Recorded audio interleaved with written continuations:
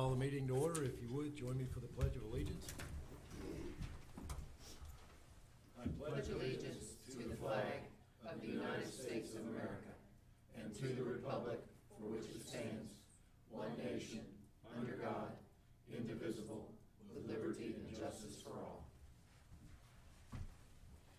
Dear Heavenly Father, yesterday we remembered those who have made the ultimate sacrifice for the freedoms we enjoy every day, and how they have followed your guidance in serving people everywhere. Please bless their families and ease the pain of loved ones lost. Please hold our servicemen and women of today in your strong arms. Cover them with your sheltering grace and your presence as they serve throughout the world for our protection. May they be supplied with courage to face each day, and may they trust in your mighty power to accomplish each task. We also ask for your blessings on the families of those serving, and fill their lives and homes with peace, provision, and strength. And finally, Lord, keep us all ever mindful of the ongoing sacrifices our servicemen and women and their families are making every day, and our responsibility to give them our love and support. Amen.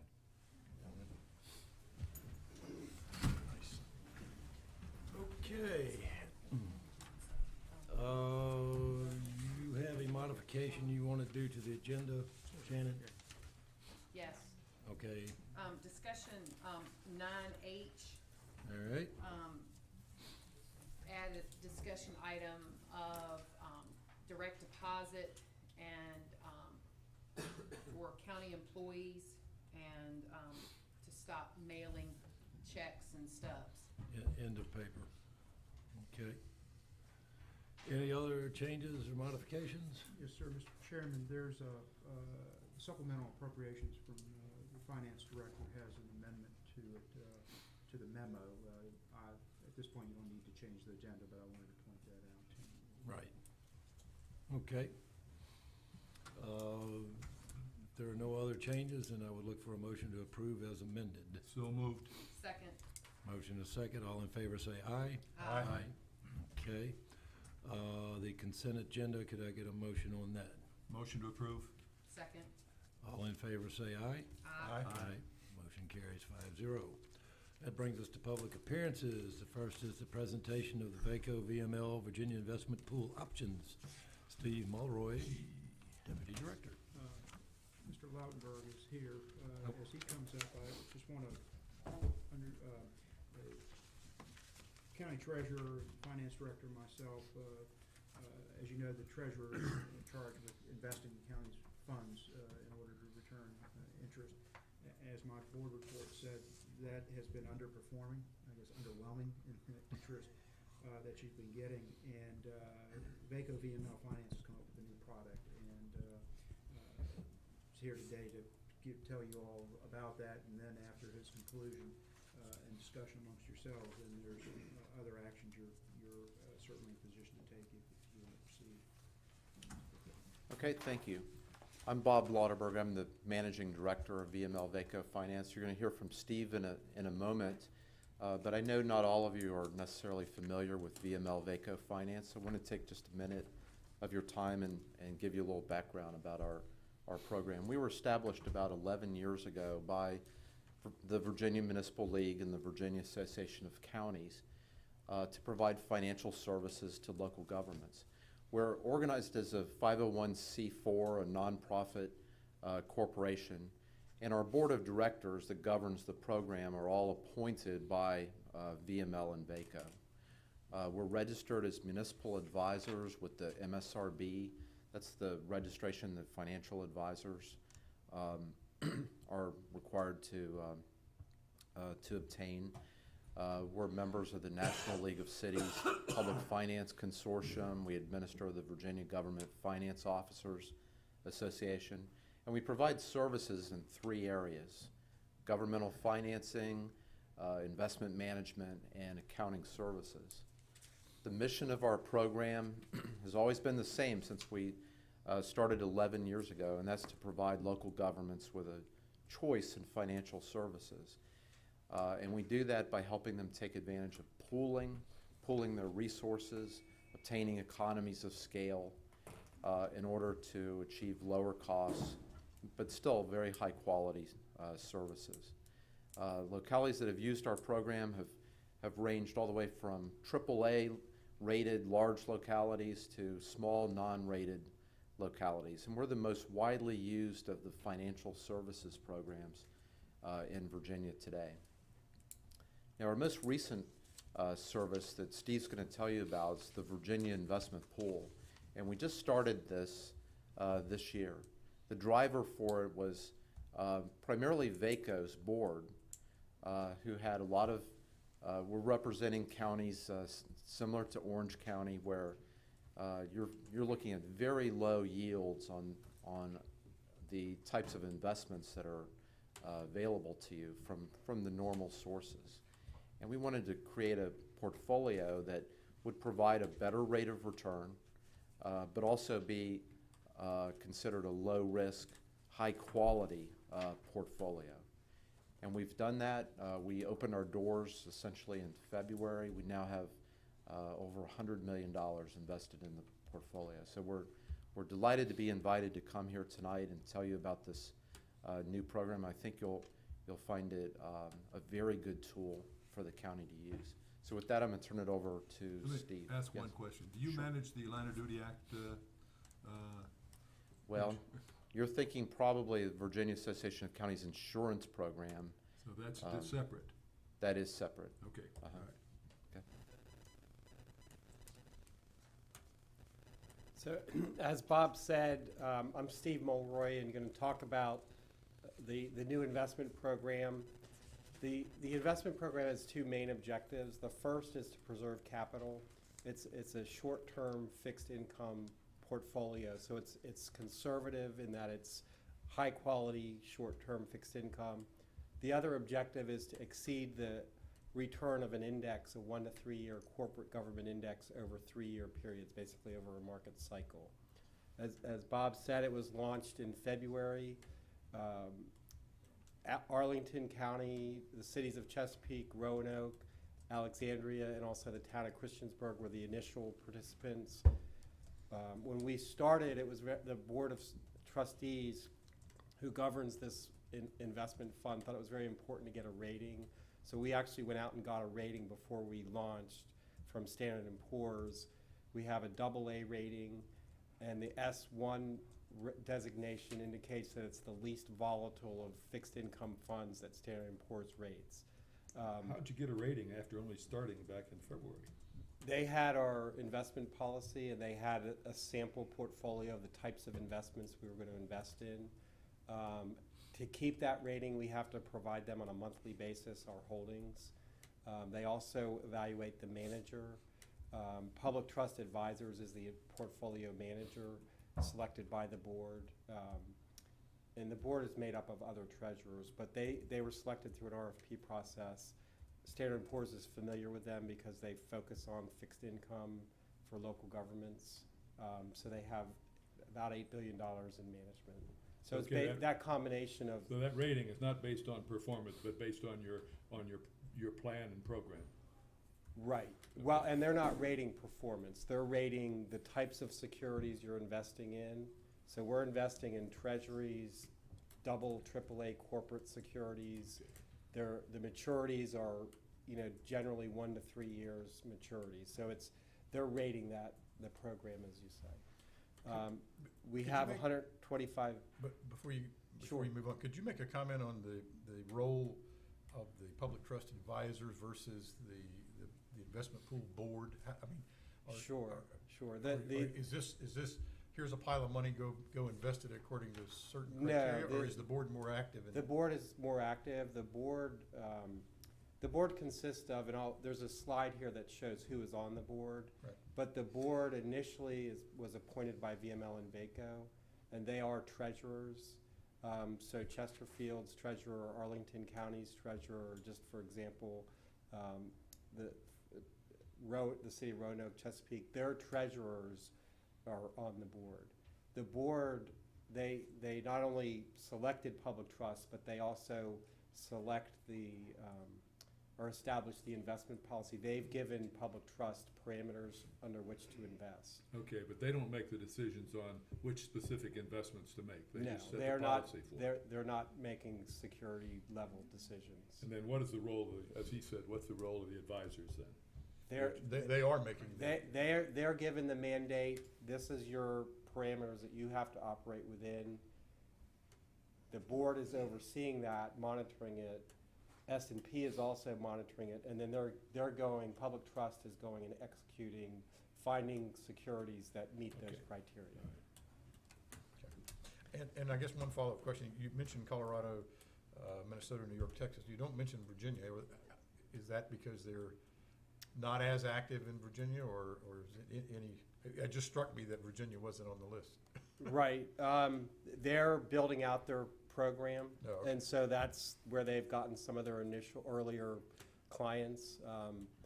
But they're one of the larger firms similar to what they do. There's only a couple of competitors, and they, that focus on fixed income for state pools and local government investments.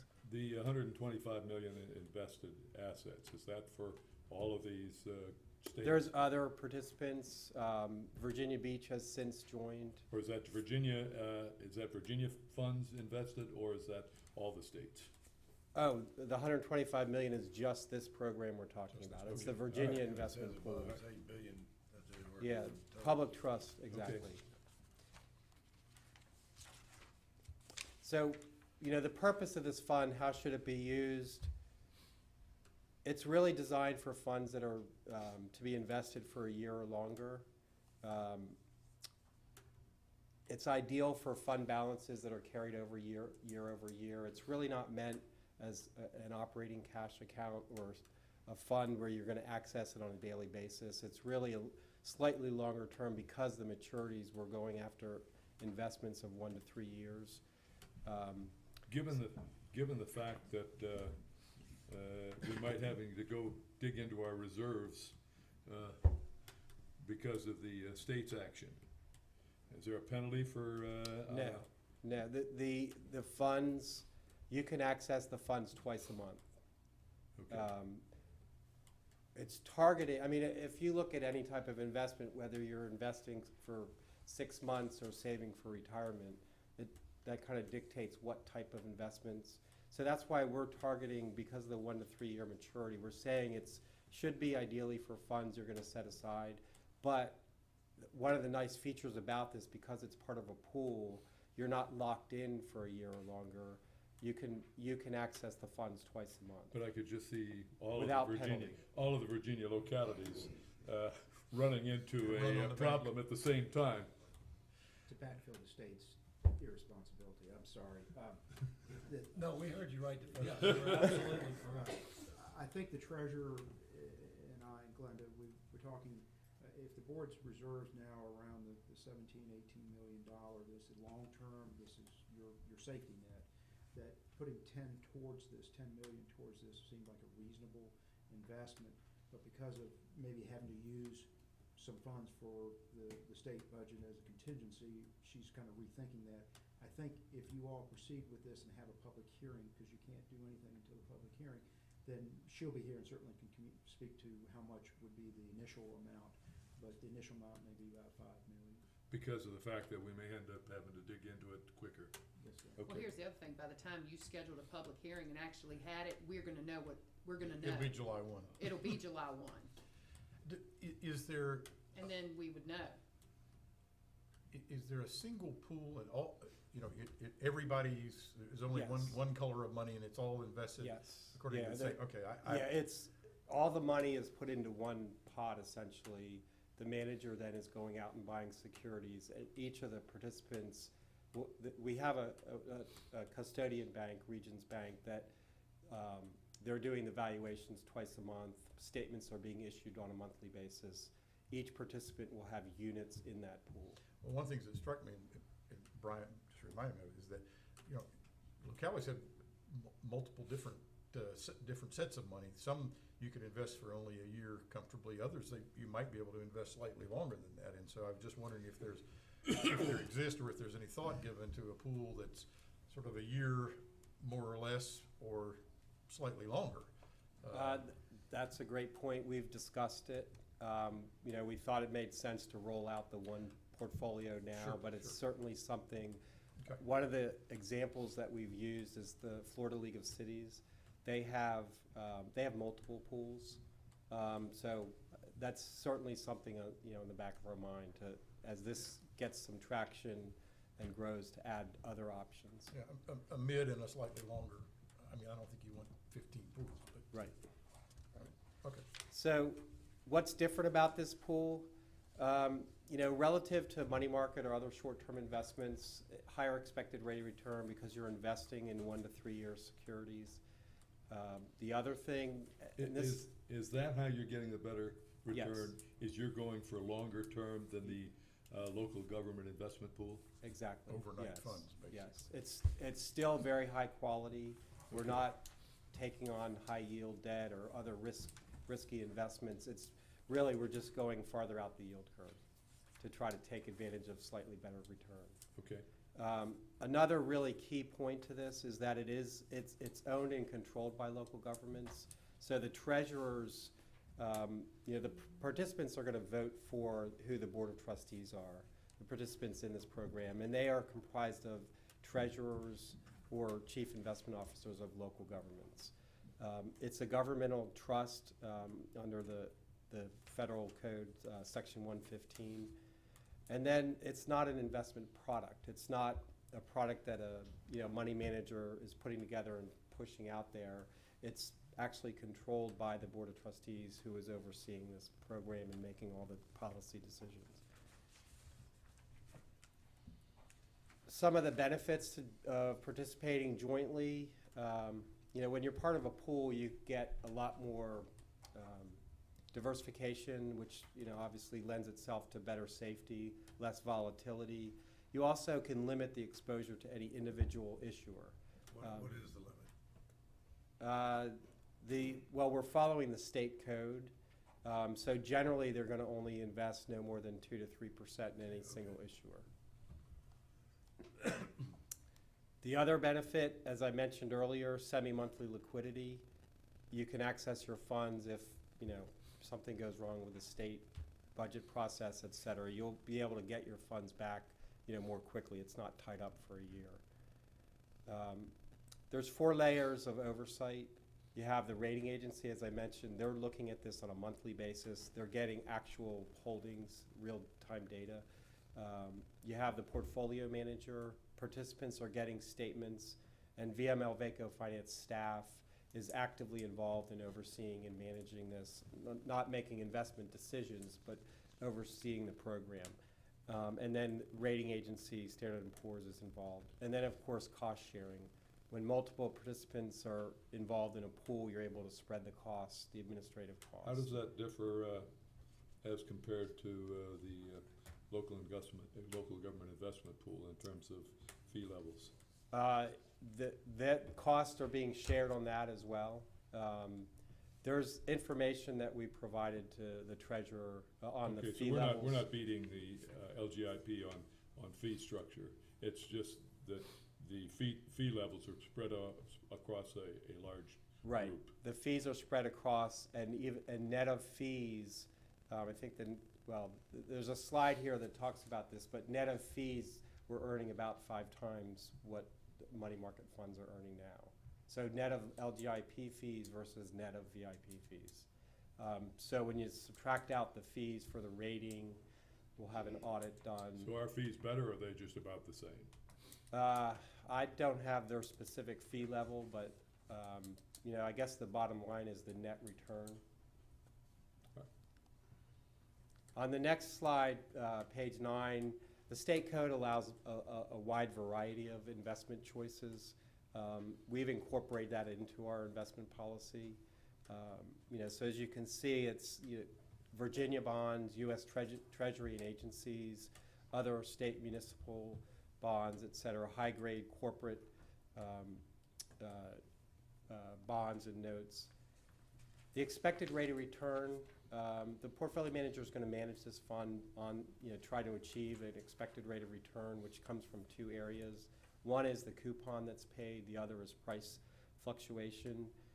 The income return will, because you're getting a coupon payment, it'll always be positive. The price will fluctuate, relative to changes in the market. Again, though, because we're short term, the duration is between 1 and 2 years. The price fluctuation should be very, very small. That's by definition of what duration measures. And over historically, when you look at an annual basis, at an index, it has never lost money on an annual basis. So again, this, the most conservative is to put money in a CD or a money market fund, but you're not going to get paid much. This is, right next to that in terms of being a conservative investment. Net of fees, the VIP currently is yielding 46 basis points. I think money markets are paying about 9 or 10 net of fees. So again, when you compare apples to apples, this does offer a better return. Even that doesn't feel very good. Yeah, he used the word better but he smiled. Right. Historically, the spread between money market or cash type investments versus this index that we're measuring against and kind of modeling after has been 116 basis points or 1.16 percentage points higher. So the spread's relatively tight now, although still very, attractive. Historically, it's been even wider. So I think the thing is that this portfolio is really a nice complement to other types of investments.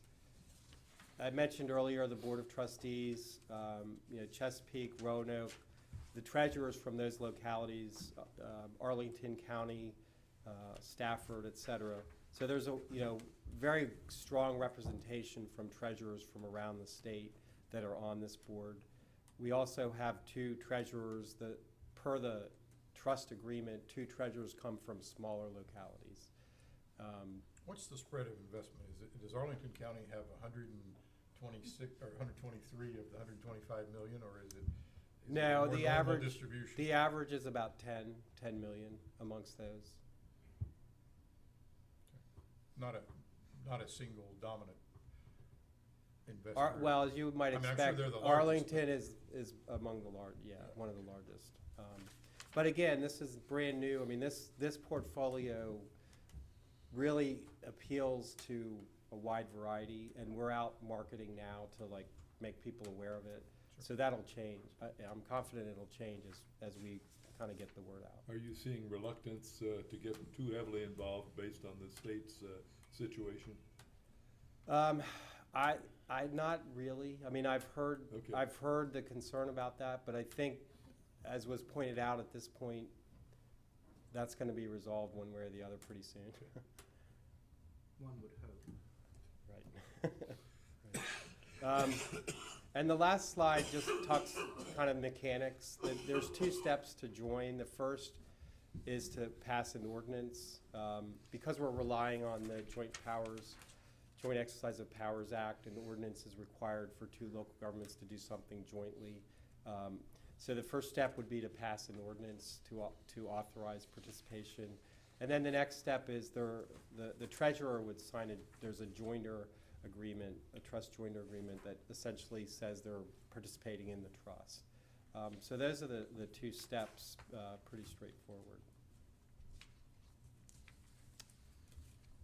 So that's all the prepared remarks. And if there are any other questions. So we're looking, if we want to go ahead and implement this, we need to schedule a public hearing? Yes, sir. Let the county attorney let you know it's an ordinance that would require, I think it's just an just regular advertising. Okay. So we could schedule something for the June 10th meeting. Have you reviewed this trust agreement in any detail at all, or? I've gone through it. Any? It's pretty standard language from what I can. I mean, I flipped through it, but. This I was a didn't little over study my it. head. Yeah, that's why I asked the question. Well, I would support going ahead with this. One last question before we do this. With respect to volatility in foreign markets, any impact? Um, Based on what you're telling me, I would say no, but Yeah, I mean, the bulk of these investments, if not 100%, I mean, they're US treasuries, agencies, commercial paper. You know, I don't see the international markets, emerging markets, I don't see that impacting this, other than some of the volatility actually has helped because these are considered safer investments, so there's been a flight to quality.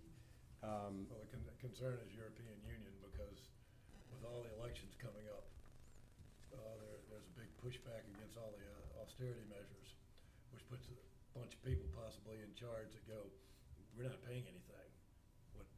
Right. What effect do we have, if any? The public trust has credit analysts on staff. So not only are they looking at the ratings, if it's not a U.S. government security or backed by the U.S. government, they're looking at ratings, but they're also doing their own internal analysis. So something that is on the, you know, potentially not going to be paid back, I mean, they would pick up on. You know, and it likely is not going to have a double or triple A rating. But we have to be prepared. I mean, there's almost a certainty that there will be month-to-month fluctuation in the value of these. I mean, even Virginia municipal bonds that are AAA rated are not static. They do vary. That's why you invest longer-term money because month-to-month there will be volatility. Yes. There's no That's doubt. exactly right, and that's why the target is, it's not meant to replace money market. It's not operating cash. It's, you know, it's funds that you can invest longer term. I mean, it's just we're getting away from the overnight funds into the 1 to 2 year funds. Yeah, well, we're getting away from money that is worth less today than it was yesterday because of inflation to where it's worth, not quite as much less. It's still less. Right. Still not keeping up with inflation, but closer. Right. That's a good point. Maybe. Right. But I mean, I agree with that. I would support going ahead with this. Yeah, so would I. Mr. would Chairman, agree. Allison reminded me, this would be for your June 24th meeting. I think it beat our advertising schedule for the ordinance instead of June. Okay. Everybody all right with that? All right, sure. Do we need an official vote, or? Yes, sir. All right, So moved. second. All in favor, say aye. Aye. Thank you, so. Thank you. Thank Thank you you. very much. All right, next is the presentation of the final CSA audit. Gulp. Put this down. Don't wanna mess anything up. Good evening, Mr. Chairman, members of the board. I am here because we are done with the CSA audit. Just wanted to report some things to you that the findings in the audit. I just wanted to touch on some of the long-term projects that we're gonna have coming up so that we can become compliant. One of the things they found is we don't have a strategic plan, a long-range plan that's been coordinated and documented. Another is communication needs to be improved with both our community stakeholders as well as the public in general.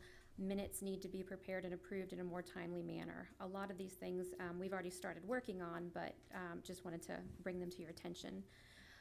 A formal orientation and training program for new CPMT and FAT members is not in place, as well as a formal yearly training program for current members. One of the things is to get feedback from all of our parents, vendors, and team members, so a suggestion was developing surveys, so we'll be working on those over the next several weeks to months. To develop a utilization management program that can be used to assess the functionality of our CSA program. Are we meeting the needs of our children and families? And to develop an internal account reconciliation process to ensure all of our expenses and reimbursements are accounted for separate from our regular yearly audit. Again, we've already started working on some of these findings. We do have to submit a correction plan to the Office of Comprehensive Services so they can monitor our progress. And once we have that completed, we will make sure that the board members have a copy of that. We did have some good points from the audit process though, so that was great. again, we're already doing some of the items listed on the audit report, and that basically is ICC, or intensive care coordination, or special ed documentation. We're doing it. We just did not have an actual written policy about that. So that's one of the things that we'll be able to fix very quickly. Our CPMT members that are related to those policies have already begun working with our CSA coordinator, Letitia Douthit, to fix that.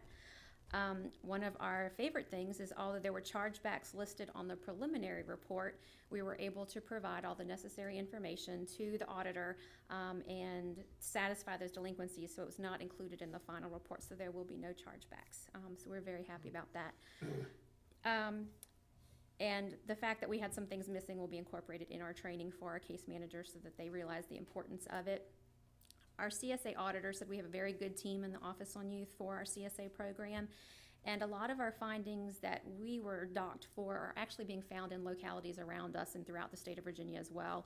I think her quote was, "We're no worse off than any other locality that's been audited." So we were happy with that. We're not behind, we're not ahead, we're right where we kind of need to be right now. We do have some things to work on, but we feel like we're headed in the right direction, and we appreciate the guidance. It was a very good process to go through. Our auditor was very informative. She provided a lot of positive and negative feedback so that we can improve. We kept her, I think, about 2 hours after her scheduled time just asking questions, and she was very responsive to that. And all of the feedback and oversight will help our program to continue to serve our children and families with the required services. I brought a copy of the audit report. If you don't have one, I can give that to you. We provided that under separate. Okay, and just wanted to see if any of you had any questions.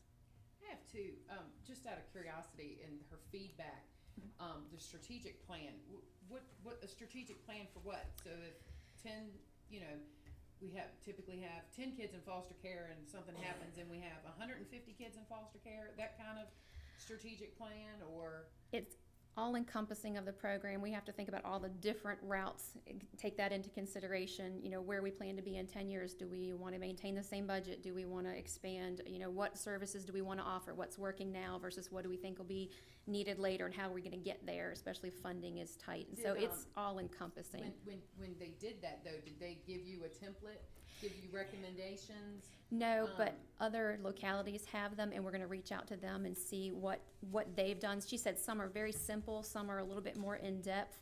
I kind of want to be in between, I guess. I'm not really, with the way CSA is, I'm not comfortable with being very simple. So we're going to be reaching out and finding these other localities who've been docked or already have them and see what they've got in place. And then the thing about communication, what are they envisioning? I guess there's never enough communication, so I think that's probably always gonna be, well, you just could have done something better. What is she saying that you're not feels that you could be better at communicating? One of the things she suggested was posting our minutes on our website. She really likes the Orange website, by the way, so just wanted to throw that out there.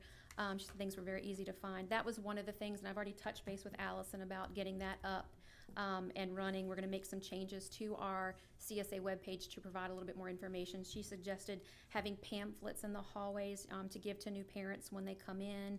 So there's several different things that she has suggested within the report that we're going to take into consideration just to make sure that our program is as transparent as possible to the public. So. What impact does this have on you and your staff's workload? I mean, is this a substantial task, or is this something that we're divvying it out? And I mean, some of it sounds like it's one time sort of catching up and doing what she's wanting you to do, but other parts of this sound like it's ongoing and not small. It is. It's just like we just went through and rehauled or did an overhaul on our policy and procedure manual about a year ago, so it makes it a little bit easier for us to review them each year. But once we got it in place, it's easier to review it each year. So that took a lot of manpower, and I think some of this is going to be the same way. It's going to take a lot to begin with, and then once we get it in place, it's just the yearly reviews, asking questions to OCS, just to make sure we remain in compliance. And how long of a timeline did she give you for that? I have until July 3rd to get the corrective plan to her, and we get to do our own goals. So we can say, it might take 6 months to do the strategic plan, and we have to just follow up with her regularly. So when they did the audit, did we find anything that was going to cost us in terms of things that we shouldn't have been paying for, or they shouldn't have been, so there was no dollar. No, impact. the only thing that she really found, they took we had 4 potential chargebacks, and that was just paperwork that was missing, and since we were able to provide that, she took it out. The only other finding she had to do with a foster care child, and it wasn't our mess up, it was another agency, and so that agency may have to pay back some foster care money to the state, but it's not us. So, we were very pleased. All of these management kinds of things, the strategic plan, the various communications, are all these defined in CSA regulations? Some of them are. One of the things that we got, for some of them are just recommendations. One of the things that she brought to our attention, and is actually not in the final report, is we do not have a parent representative on our FAP team right now. We've been advertising for almost a year now, trying to recruit somebody, and we just can't find somebody who can give up 5 to 6 hours, 2 days a week. So we're trying to get creative and see how we can do that. And that was one of the things she brought up. That's actually a state statute that's required, but we didn't get docked for it because she saw that we are repeatedly trying to recruit. 5 or 6 hours, 2 times a week. I mean, 2 times a month. I'm sorry, 2 times I a was like, month. good Lord, are we paying these people? It's a part-time Okay. job. All right, So- so there are a couple of, Some of them are- I got the impression that most of these are recommendations for improvement, as opposed to things that we should have been doing and we're not doing because of regulation or statute. Correct. Okay. And feeding the paper tiger. So, Okay. Mr. Chairman, members of the board, I just want to compliment Alicia on her responsiveness. I participated in the actual meeting when the auditor came in, and a lot of the things that the auditor brought forward, she had already, and her staff had already started working on. So I certainly can share with the board, she's been very responsive to the audit and its findings, and I feel very comfortable going forward. Next time this happens, it'll be a different, much different kind of we're Well, it's given that CSA hasn't done an audit like this for how long? in years. We And are, so- at least, I know Letitia's been here for almost 10 years, and she's not had an audit in the time she's been here. So this is definitely both of our first audit. We're due again for an on-site audit in the 3 years. In between that, we have a workbook that they're gonna request that we do probably about a year and a half, and we go through and we have to turn that in. And so basically, every year and a half, we're getting some type of checks and balances with the state, so. Well, the other part to be commended is that obviously one of their major missions was to look for money. They didn't find any in this They place. did That's- not. That's good. Outstanding. That's good. That is outstanding. That was our favorite part. Yeah, no doubt. I mean, So. that's the headline. Yes, so. Okay, I often wonder, because people come around and do inspections and they don't necessarily have any authority for why you should do this, and you end up responding to what this inspector wants, and then 3 years from now, we get a different inspector who says, no, we gotta do it a different way, and neither one of them are ever defined in statute or regulation. I was very happy to have the audit. I know some people think that's very strange, but, they That's came in and said, you're doing this right, this is what you need to fix, and we're not just operating in that, gray area Understood. constantly. So we were very welcoming to it. It was a very good experience. I know we were very hesitant at first about it, with the feeling that we got when the audit subject came up, but we had a very, very good experience. Yeah, that's like when OSHA walks in. Exactly. That's never. We're from the government, we're to help. So, Thank you, Alicia. thank you. Okay. All right, so now the great news, financially quarter report. And that $10 million she found lying around. That's right. You should have all received your quarterly report. Yeah, I didn't see Just that $10 million in there either. Yeah. sorry Pages about out. that. I missed I it. wish I had a nice surprise like that. But this report takes us through the end of March, and I don't think there are any big surprises in it. Our general fund year-to-year comparison shows a 1.68% increase in revenues, and expenditures were also up by 1.57%, so they're running just about the same.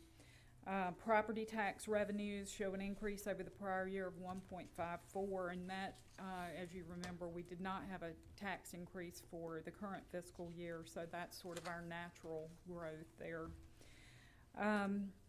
Our other local tax category is the category that tends to do better, and includes sales tax, which, as you know, from our second quarter report, was showing average increases at that time of 15.5%.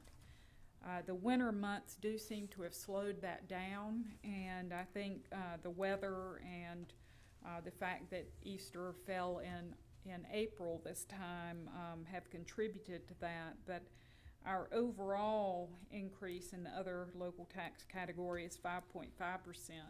The increase in sales tax, the average dropped to 12.5%.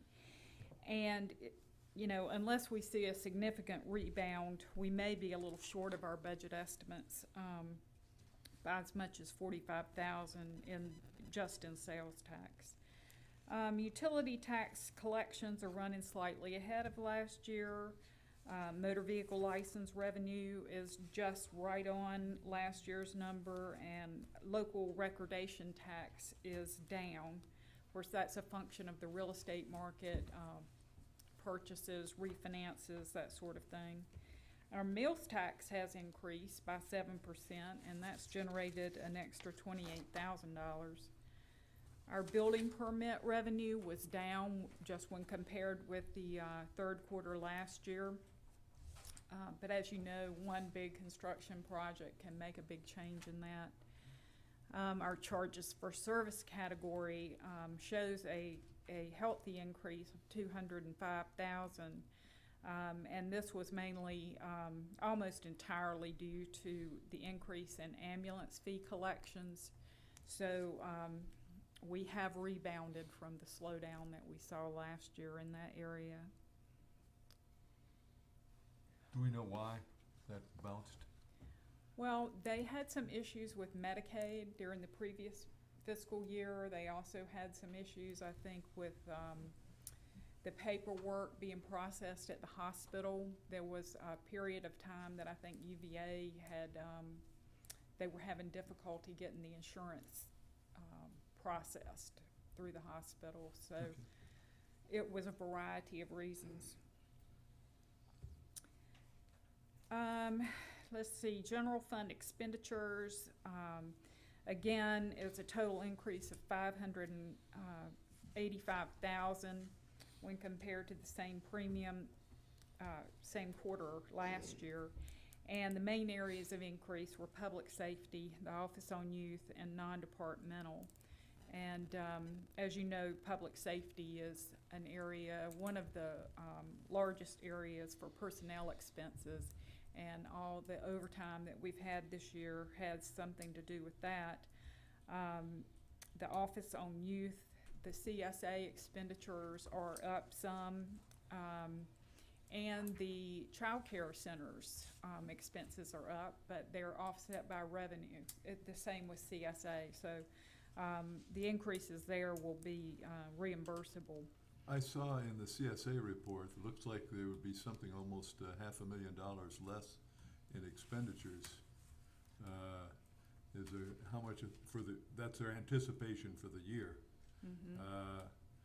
How much of that is county money, and how much of that is state money? Do we know? Roughly, it's usually, speaking broadly, about a 1/3, 2/3 split, Okay. with the state picking up 2/3. Okay, so if the expenditures are actually less than our projection, we might see a couple of hundred or 150,000 less. Right. Okay.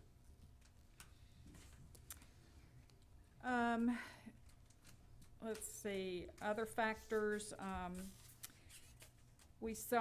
tried to note the areas in the year-to-year comparison that had over, 10% of a change. On page 12, you can see the year-to-year comparison. And on page 13, you see some explanations for some of the larger changes. The board's expenses went down by about 11%, and part of that was professional services that weren't used this year that were used the previous year. In addition to that, we had reclassified some expenses such as postage. So now we have lobster at our next, I wouldn't advertise that one. The county attorney department Exactly was what I didn't hear. Chicken. county attorney department was also down by $65,000, and that reflects a change from contracted to, or from in-house to contracted this past year. Information technology shows a rather large decrease, and part of that is due to some tower leases. About $25,000 worth of maintenance contracts on tower leases was moved to the E911 department because we thought it was better for them to administer that since it's related to the communications system.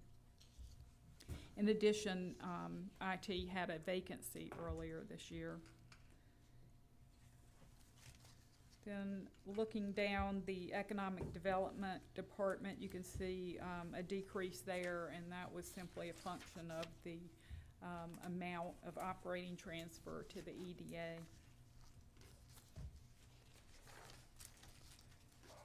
The other funds are running very similar to last year. Our debt service fund, we have spent 100% of the budgeted appropriations there. We may get some small fee invoices for fees before the end of the fiscal year, but all the principal and interest payments have been made. We're expecting the final installment of the reimbursement from Dogwood Village for their debt service payment in June.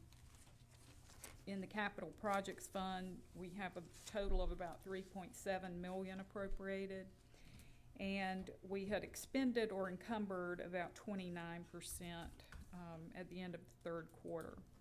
And as you probably remember, we did appropriate an additional $250,000 for the purchase of an ambulance, and that ambulance is not scheduled for delivery until next January.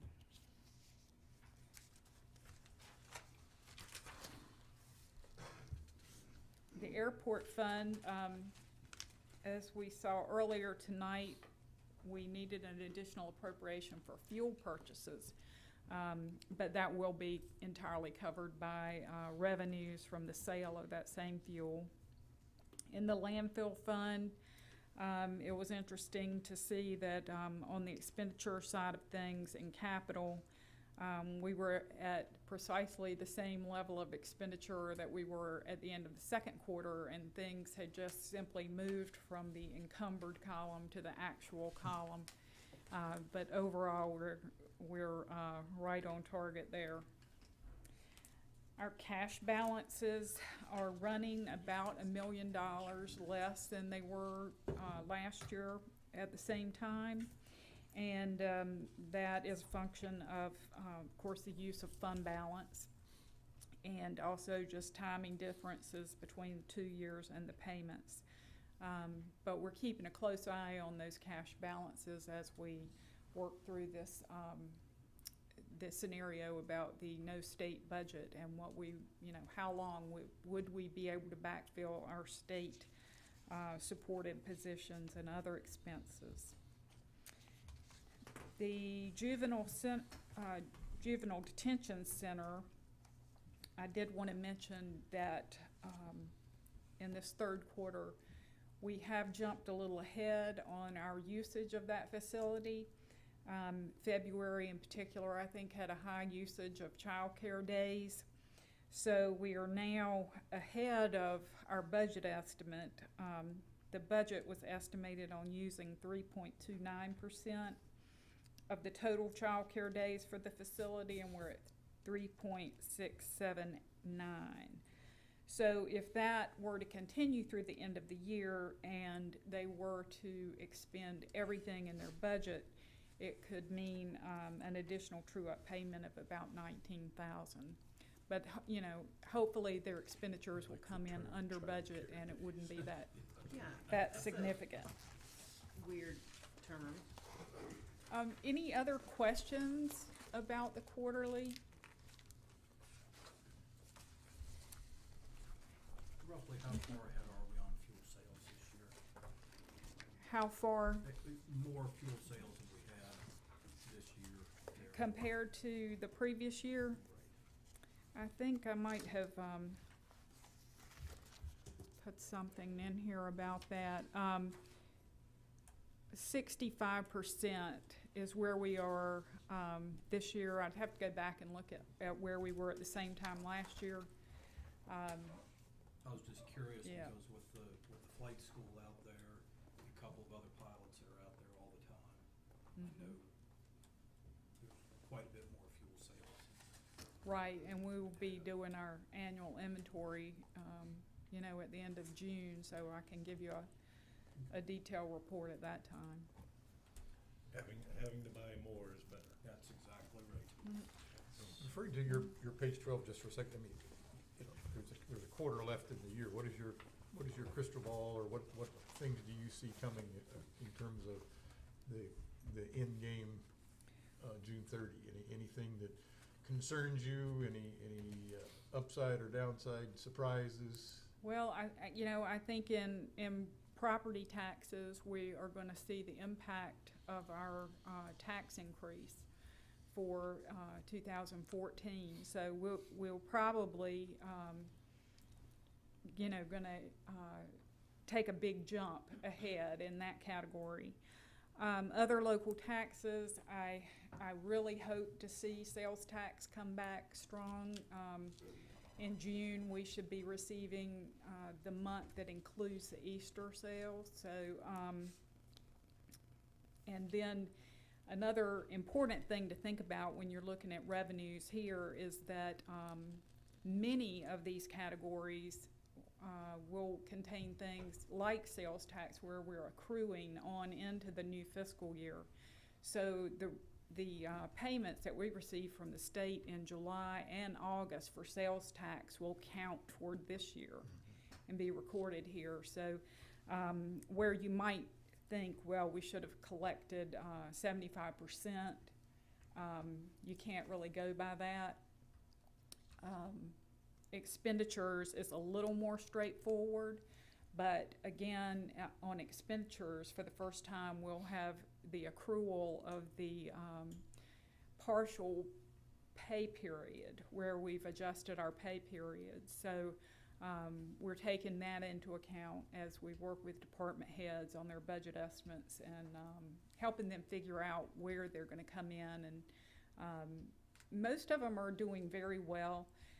Both fire and the sheriff's department are closer than they've been in previous years. Particularly sheriff's department usually has more wiggle room, if you will, just because of vacancies they've had through the year. But we think we're going to make it. And but Mike and John and I are in frequent contact these days, going over those numbers. Thank you, Glenda. You're welcome. Okay, move then on to public comment. Do we have anyone signed up? No, sir. Okay, in that case, we go to board comment.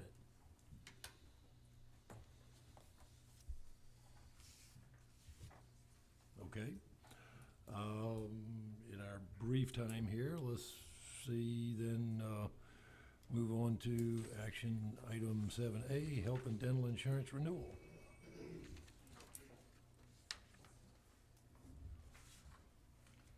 Mr. Chairman, members of the board, as she comes forward, we put out a revised sheet because we got some information over the course. So if you would just go off what's out in front of you, not in your package. I'll let Carrie speak. Yes, we got some good news, some reductions that came in late last week. Good evening, Mr. Chairman and members of the board. It's good to be here again. Again, my name is Carrie Bartlett. I work with Digital Benefit Advisors. What we have to talk about in front of you today is our renewal for our medical, dental, and vision benefits. And you'll have the packet in front of you. Overall, I would say that it is good news. We every year look at how things are running. And first we'll talk about the medical insurance. We did go to market this year because it was time to go to bid to see if there was something else in the marketplace that might be more competitive. And so we requested quotes from the marketplace, got 3 bids from Anthem, who is the current provider, as well as Optima and then United Healthcare. We reviewed the proposals We have a proprietary set of analysis tools that we use to look at the benefits to see if not only is it a good price, but is it also good benefit for what we're getting for not only you, but as well as the employees. And so we went through that process, and based on what came back, we do not recommend making a change this year. We recommend staying with Anthem. Optima did come back with a competitive option that was slightly less expensive in some areas, but the benefits were cut, so that's how they got the pricing down a little bit. How much price reduction was that over, as compared to Anthem? It was, In terms of total Anthem dollars? was coming in at about a 7.2% decrease, and Optima was coming in right around an 8.3. So almost, or right around 1%. And how much is that in dollars? In dollars, I can tell you that exact amount. It was, in total premiums that would have been paid, it was right around, $90,000 total. So that's how much less the county would have paid. County and employees combined. So that's a combined amount. Okay. But the offset is that the benefits were not as good, and our analytic tools actually put everything, not only benefits and price in, but we also evaluate network. And so that's part of it. Is Anthem's network better than Optima's? And we would say yes, in this area it certainly is. Optima is getting better, but at this time it's not quite as good as Anthem's. And what were the significant differences for the employer or employee? Well, when we combine all of that, we create what's called a value score, and we typically say that there has to be at least a 5-point difference in making that change to really be worth it, not only for the change for employees, because they've got to go through, filling out applications, your admin staff going through, filling out and getting everything set up and going through the whole process of making the change. It needs to be at least 5 points. This ended up being right around 2 points. So it wasn't enough of a difference in benefits, costs, to really make it worth making that change. What kind of things do you look at when you're looking at benefits and coming up with this scoring? So it's going to be co-pays at the doctor's office, what the out-of-pocket maximums are, so the total exposure that an employee would have if they had to utilize the benefits. What kind of numbers were you talking about for an employee? Referring to... Let's use the thing, total Mhm. out of pocket. Sure. Just pull this up. So when we compared them to the products that Anthem had on the table, we had an increase in prescription drug copays on the tier 3 medications. Today, your employees are paying just a flat $50 amount. With Optima, it would be $50 or 20% up to $200. So that could be a significant increase to employees on several plans.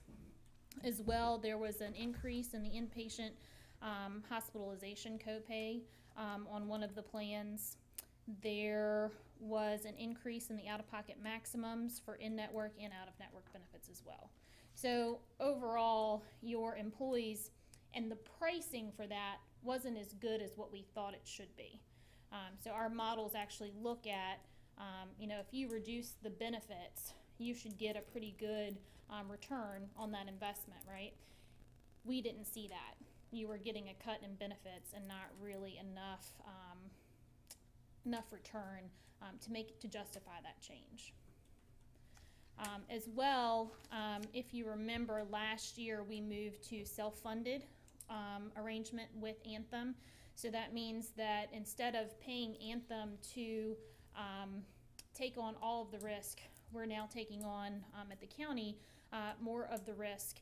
And by doing that, making a change that prematurely, only being with Anthem for 1 year and making that change without there being significant network discounts and things like that, you would have to transition some of the funding that would make it difficult with Anthem in that transition. So you would have to have quite a bit of payout to Anthem in that transition to Optima. So based on all of that kind of coming in together, we wouldn't recommend making that change Does that this lock year. us in, that concept lock us into Anthem? No, it doesn't. Just only being with a carrier for 1 year, it does lock you in a little bit more long-term scenario, not necessarily where you would want to make a change every year. It's something that we want to evaluate every 2 to 3 years, I would say. So still opportunity to make a change. We just don't want to jump from carrier to carrier Is there on a anything regular associated basis. with our claims history, or is that steady based on prior to our self-insured? Actually, so last year we made the recommendation to go self-funded because your claims were running so well. Your claims continue to run very well Okay. this year, so that is a good thing. Also, by going self-funded through healthcare reform, we avoided some fees by going self-funded. You're paying about $61,000 towards the healthcare reform fees. You would have paid, if we had stayed fully insured, about $138,000 more. So we saved quite a bit of money by going self-insured because we avoid, there's a reinsurance fee that fully insured companies have to And that's pay. something the Healthcare Act, And so we avoided that by going I self-funded. remember that, this guy. Yes, so that's a good thing. okay. So based on that, Anthem's renewal projected a 7.2% decrease. It is really rare that I get to come out and say that there's a decrease. So that is a good thing. Based on how things are running, we would recommend that the employer, Orange County, keep your funding the same as it is today so that we can build up the reserves in anticipation of claims coming in either later in the year or coming up in future years, because we do want to build up those reserves since we are still new to the self-insurance program. So do we need a motion to? There's, she needs the dental Yes, is what dental. caused the change. Yes. Let me just underscore, we're not, the employer's contribution and then the employees are staying the same, even though Anthem's cost or charge to us has gone down. Because Right. what we want to do is to be able to build up our reserves, as she said, so that we're being able to kind of weather any type of adverse claims. Mhm. Because we've been all very healthy, but there could be a couple instances that could come in that could cost. Well, let's be realistic. When does insurance go down and when does it stay down? Exactly. So keeping things status quo, I think, will help. Cost containment is equal to savings. Mm-hmm. So, For the dental insurance, however, this is where we got some updated numbers. We went through the same process and went through a request for proposal process and got quotes from Anthem, who's the current provider, Emeritus, Delta Dental, and United Healthcare. Based on the numbers that came back, we did evaluate Anthem and Delta Dental as being the best two options. And when we went back and asked them for best and final numbers, Anthem decided to keep their projections where they were. They did not want to change anything. Delta Dental came back again with a reduction in costs. With the dental insurance, we moved self-funded last year, and so you're paying a set administrative fee. That would go from $3.70 per employee per month down to $2.95 by moving to Delta Dental. And then they've got that locked in for 2 years with a cap of $3.10 on year 3. So overall, a pretty significant savings when we just look at exact dollar amounts and percentages in reduction.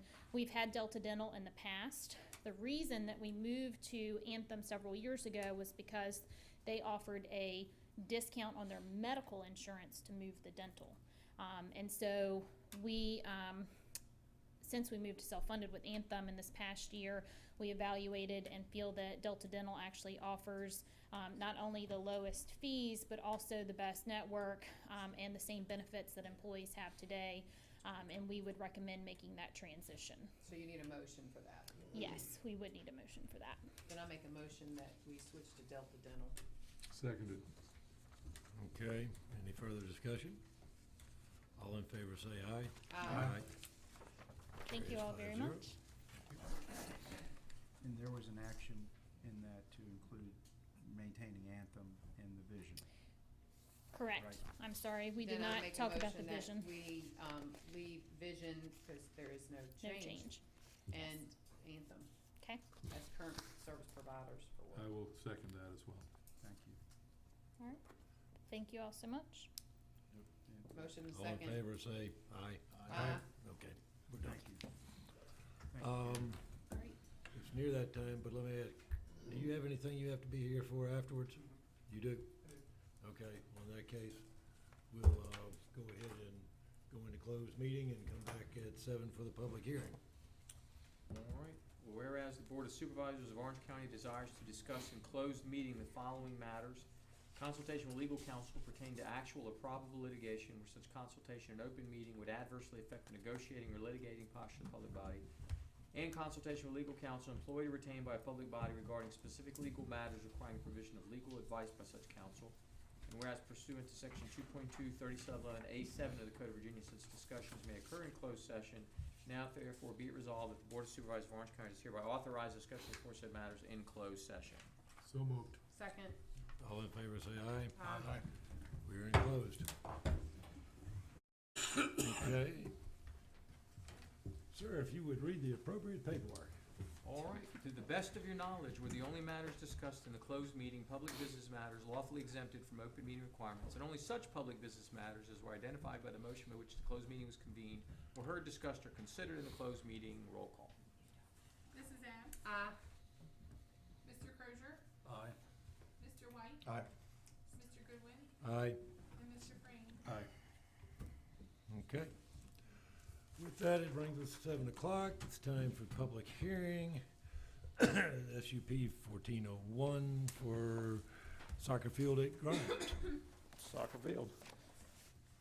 Josh. Our one and only public hearing this evening, SUP 14-03. It's for a athletic field, namely a soccer field at Grimes Memorial School, which is located at 13775 Spicers Mill Road, just west of the town of Orange. Their property actually lies within 2 tax maps. The first of which being 28-36, and the adjoining one being 36A. And pursuant to section 70-303, they're requesting a private recreational use, which would be their soccer field.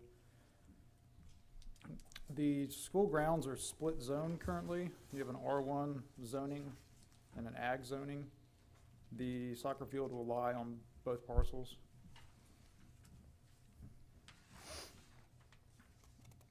And the comprehensive plan designates both as town suburban, which is essentially our mixed-use district. And in doing our analysis, we found that it does comply with the comprehensive plan, and we have recommended approval. The Planning Commission also recommended approval at their April 3rd regular meeting. And they did adopt or recommend for adoption some conditions on the application. If you'd like me to read those. The first 2 of which come from the Culpeper Soil and Water Conservation District. The first being that there's some existing erosion around the soccer field site. They've requested that that be stabilized per state regulations. They've also requested that the soil be tested to verify any nutrients that needed to be added to stabilize the ground cover. And they've also recommended that the school adopt, or employ rather, an urban nutrient management planner to write a management plan to sustain the health of that lawn. The last 2 conditions, one of which being that any off-pavement parking sites will be maintained so there's no erosion, and any lighting that's installed to illuminate the athletic field will be fully shielded, which means it'll be full cutoff, so as not to direct glare on any adjacent properties. And that concludes. I have a question. Actually, I have a couple questions. Okay. Because I'm a little confused, so forgive me. We're only doing the SUP on the section of the property that they didn't already own, correct? Yes, it was previously held by PEC. And that portion is zoned, that's the portion that's zoned agriculture. Correct. I forgot to clarify that. No, that's okay, because I was just gonna say, because it's all, that portion, that property was all down zoned to ag. So the SUP is only for the portion of the land that's zoned ag, It's for both. because residential doesn't allow for a soccer field? It's for, because the property, just to clear up any confusion, it's because the soccer field's gonna lie on two different parcels. Mm-hmm. So just as a terms of a compliance issue, this SUP will grant the use of that soccer It's just field. cleaner to have it there, Yeah, like staff that. thought so. Because the other part of it was already a soccer field. Right, they Yeah. don't need any SUP for other athletic fields in their residentially zoned. It's permitted as an accessory use. Right. And as far as lighting, I didn't think there was going to be any lighting on that field.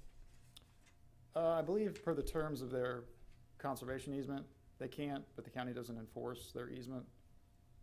So in Right, terms but of, part of the planning commission passing this was that there was no lighting. Correct. Right. There will be no lighting. And there's one document, okay, go ahead with the rest of your presentation, but there was no lighting to be allowed on this field. They were not going to do it, and there was no lighting for the field. So why is there a performance standard? That's why Tom, am I incorrect, or was that what you're? My understanding was there's never a request for lighting. Right. there was a discussion about it, but never a motion to amend this. So according to the resolution they passed, it still had that performance standard in it. Hadn't been any lighting out there for 68 years. No, and. Not gonna be any lighting out there next year. Right, okay. I got some other questions about the performing standards. Well, I do too, and I hadn't gotten that far, kinda got, Good. well, so, do we make all sports fields get a nutrient management person to come out there and That's sort of. hire somebody? Please remove absurd. that. Big- I'm not gonna make Grimes do it, cause I'm thinking if they want a nice turf, they're gonna do it anyway. Big Daddy takes care of the fields. I don't care if it's Big Daddy or Little Mama, I'm just not, I mean, it's just kinda silly No, to do that. And then, my next question is, who determines what's bare earth? So if one little, like, is it a foot in diameter, or is it 300 feet, what's bare? So would they come out there and for some reason, you know, a car, I don't know, I don't know, what's bare earth and how much is bare earth? And are we required by state law to have that in there? And if not, I would say remove it, because they're not gonna want it, but I don't want, are we gonna be riding by out there and making sure there's no bare earth? If we get a complaint, yes, we do have a code compliance official that does keep an eye on that stuff around the Okay, county. then it would not need to be part of the SUP if it's already part of our code. We make it a standard practice, whenever the conservation district makes recommendations, we include them up But we front. don't have to No, adopt it. there is no requirement that you have to do anything that they, outside the scope of state law. Right. They're Then just, I they're say remove recommendations. everything from it that's not outside the scope of state law. Yeah, this whole idea of saying we've gotta have a certified urban nutrient management planner. Cause I'm here to tell you, there's some schools, in our county that have a lot of bare land. And they also, we got a lot of soccer fields all over the place. And we don't insist that a certified urban nutrient management planner come out and say, this is what you gotta do. I mean, this to me is, a step too far in terms of oversight and We management. appreciate their input. Sure. We put them in there up front for the board to take consideration, and if you guys choose to remove them, then Yeah, again, I'm not even sure if we had somebody putting in a 300-acre development with soccer fields in it, that we'd want them to have to go through this same process. I mean, you know, it's a government overreach. requirement issue that I think we don't need to get into. I agree with those, conditions. I had a question that maybe it's to the county attorney as much as any, that since, if I understand it correctly, the majority of the field is gonna be on the portion of the property that's zoned residential.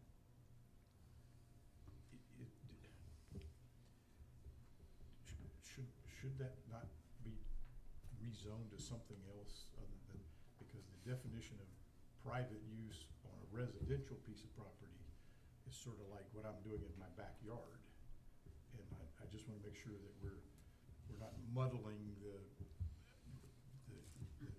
I don't think, it has nothing to do with the project, it's a technicality in terms of defining, and I don't have the words in front of me, so I'm sort of paraphrasing, but I think it says something like private recreational use or some language like that. And in the context of a residentially zoned parcel, that probably means Lake a of the Woods, resident. Lake of the Woods is zoned residential and it's private. Try to go in there and play on their soccer field. You Yeah, and and so there's my question, is shouldn't we clean this up by not letting that stay R1 or whatever, I don't even know what it is. So we're gonna downzone Lake of the Woods? Just as a comment, about half of the people coming in and playing on those soccer fields do not live at Lake of the Woods.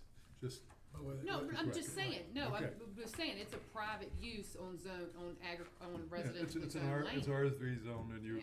and that allows you to have soccer fields or anything else in there.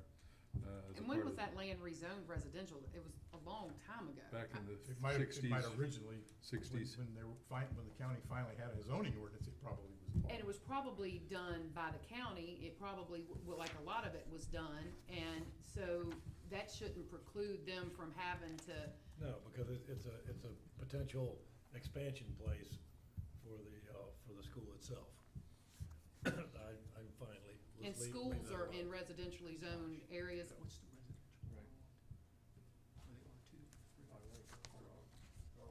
It says R1 somewhere, well, I just, even with the SUP, it seems to Yeah, it's me R1. that using an R1 this way is creating a future confusion. It has nothing to do with the merits of wanting to do this, it's just sort of technicality of why in the world. I think it's we Because just clean there it up. again, the SUP is only applicable to what was given to them from the PEC, because everything else is already there, Yeah, so. Right, we're only making them put an SUP on the R1 because they wanna do it to be clean. They only need to put it on the section that was, purchased. What, 30 by 90 feet or something is the total area we're talking about? Rough, but right around that size. And what's schools, fire stations, police stations like are by right uses in R1, correct, Tom? and by right So- use almost everywhere, yeah. Right, so the soccer field is a by right use, whether it be Lake of the Woods or Grimes School Yep. or whatever. It's just so happens that the piece of property that they purchased has a caveat with it to extend that field. Excellent. All right, so we get rid of the soil and water things. We're good? I don't think there's any of the performance standards that are needed, Yeah, I yeah. was gonna say, I think that's Well, what the it one sounded. that's state code, I mean, they've gotta obviously do soil and erosion. Yeah. Yeah, but I that's, mean, the above and beyond. And I'm more concerned about it around their parking lots, as I've stated before, than I am around the field itself. I think the use is absolutely appropriate there. I make a motion. Well, we have No, to no, have no, a no, public no, hearing. no. we're not there yet. We also have representatives of the Yes, I applicant know. here as well. So, y'all through with Josh? I'm through with Josh. Okay, My pleasure. You're good to go. all right, so which of you chooses to come? Suppose I will. You are a brave man. Good evening, my name is Lee Baines. I'm with Hinchy and Baines PLC, and we're the civil engineers working on this project for Grimes School.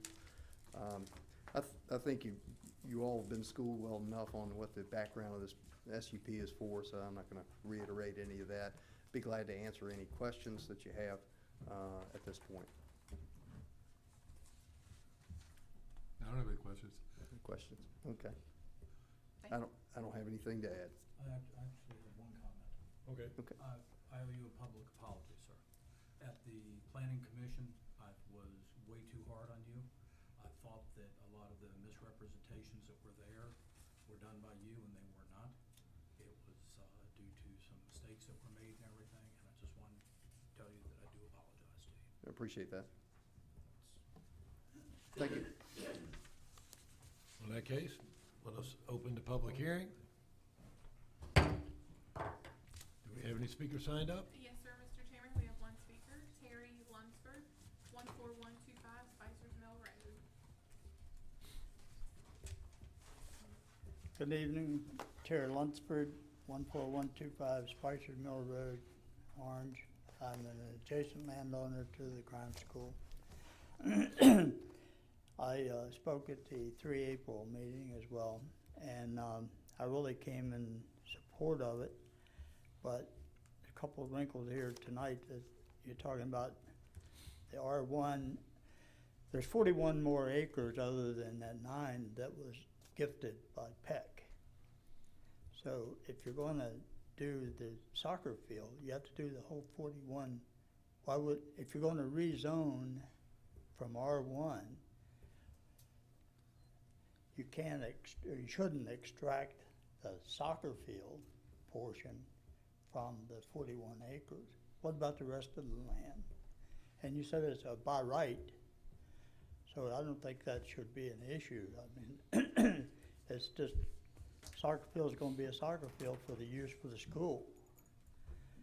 Why go through all of the hoopla trying to rezone to make it fit in a box when you're gonna have to do the whole 41 acres? You can't extract just that one little segment.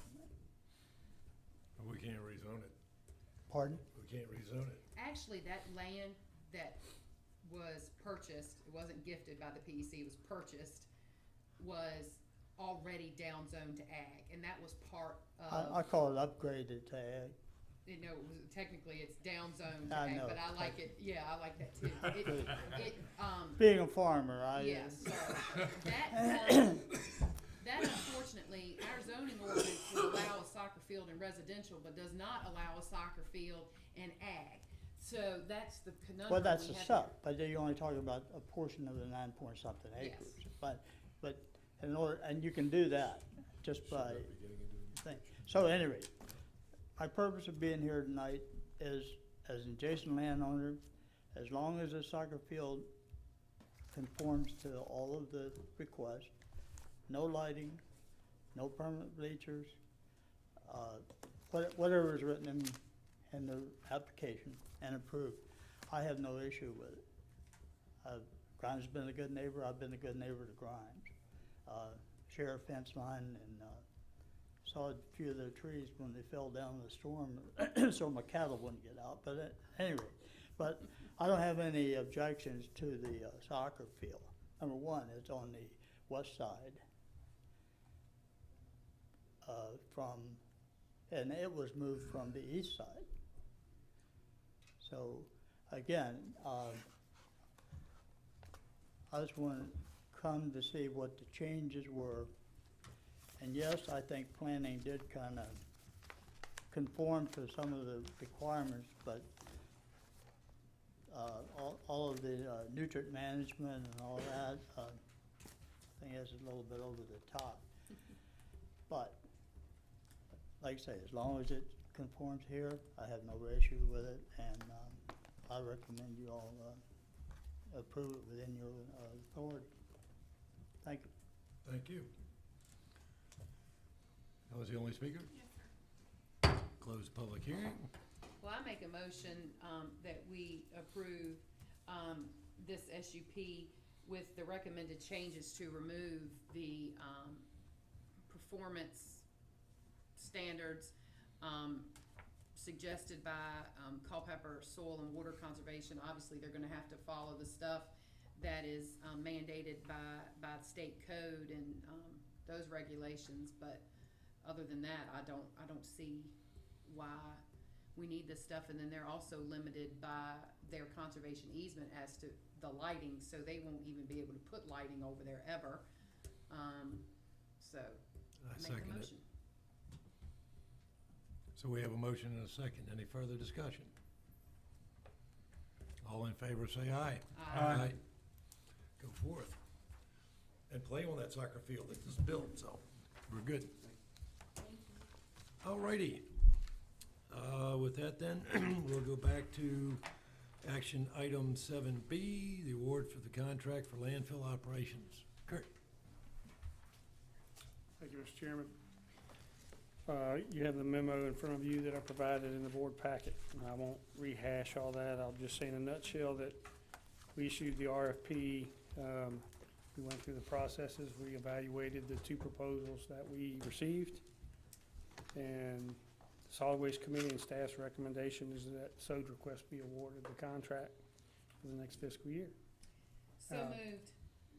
Seconded. A motion and a second. Any further discussion? All in favor, say aye. Aye.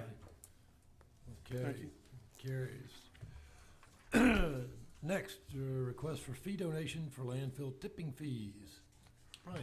Yes, sir. Mr. Chairman, members of the board, Orange County resident Diana Dodge is requesting a fee donation for tipping fees because of some shingles that were illegally dumped on her property. In your board packet are the sheriff's report and pictures of debris. She's asking for a donation to offset the expense of $117.52. So moved. I have a question for Tom. Are we establishing a precedent for county paying for citizens' expenses associated with criminal activity? Well, I mean, it could be interpreted that way. I mean, there's not a precedent that's gonna be binding on us. It's not Okay. somebody can force us to do it in the future. It's Well, I'm just thinking somebody will somebody- remind you that you've done it. I'm just thinking somebody gets injured or hurt by criminal activities and got $15,000 worth of medical bills.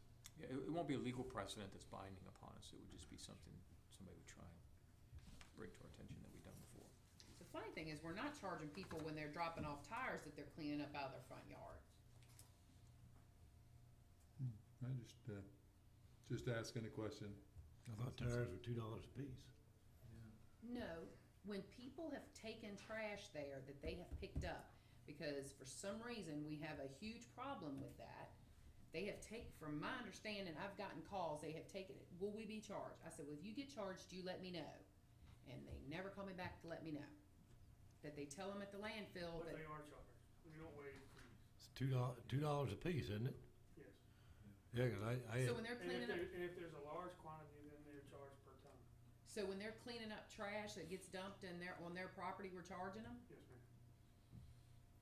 Yeah, I had 200 tires dumped on a piece of property I have. And Oh, well then, we paid to I send them stand in, corrected, so. I'm sorry, and then I withdraw my motion, because And everybody else is paying it. Yeah, and this woman obviously has gone through the whole process, getting the sheriff's report, Yeah, one of the things that county administrator don't have much leeway. In fact, there's no authority, discretion on my part. I had to bring this because of request, just like anybody else requesting this kind of thing. Yeah, I understand, and where that I had not paid it in the past, or other people had not paid it in the past, I'd be a whole lot Oh, more. I'm sorry, I thought y'all but- had not, No, stand corrected. They I were got stuck. Maybe. But, Oh, go ahead. I'm sorry. no, but I was gonna say, you know, I understand, but I'm somewhat concerned too that it may not be legal precedent, but you said moral precedent, maybe it's, Yeah, you'll be reminded that you've done it. you know, Mr. Chairman, as a member of the board, one of the things you might want to think about is that in order to be eligible for this donation of county's services, is that it has to be a nonprofit or other volunteer type organization rather than an individual. That's what we usually done. you know. The policy doesn't speak. That's why this was unusual, because an individual asked me and I couldn't necessarily say no. Hmm. Well, maybe the sheriff will be successful and they'll find, Apprehending the, and compensation could come from that source. That's a very difficult, Yeah, I understand. If the board wants to give me some guidance here, that it needs to be an entity, an organization, not just an individual, then I'll bring those forward, and others I would not. well, even with that, it would have to be some sort of road project or like. Well, I mean, if a group is cleaning up our roads or something like that, as a community project, and they end up with a couple of truckloads of trash, I could see that as even though they may be not a 501c3, but they were a part of a community group doing something like that, I might feel a little different about it. There, as I understand, there is a written policy about the process of deferring these fees, and I know we have a budget line item. How about if we take a look at it and come back with maybe some language to take a look at this, Okay. maybe revisit this, so we can get it more tailored to what the board would like it to do. Okay, so with it then, we had a motion and a motion I taken withdrew it, back. I withdrew it. Okay, so then I assume this dies for lack of motion. Okay, hearing nothing, and then we'll do that. Moving on then to 7D, resolution for water tank access with the town of Orange. Tom? Mr. Chairman, the town of Orange, a while back Larry had to access, there's a bunch of electronic equipment, which my understanding is it's all for the benefit of the town, but that's another issue. And Larry had to access some of that equipment, and the town decided we needed an agreement, something in writing in place, so that we actually followed a written agreement to access the tower. So this document was proposed by the town attorney, Gail Marshall, with some changes on our part. Larry's looked at it, I've looked at it, it's a relatively innocuous document. So moved. Second. Any further discussion? All in favor say aye. Aye. Motion carries 5-0. Okay, move on then to appointments to boards, commissions, and committees. First, we'll go to Kurt.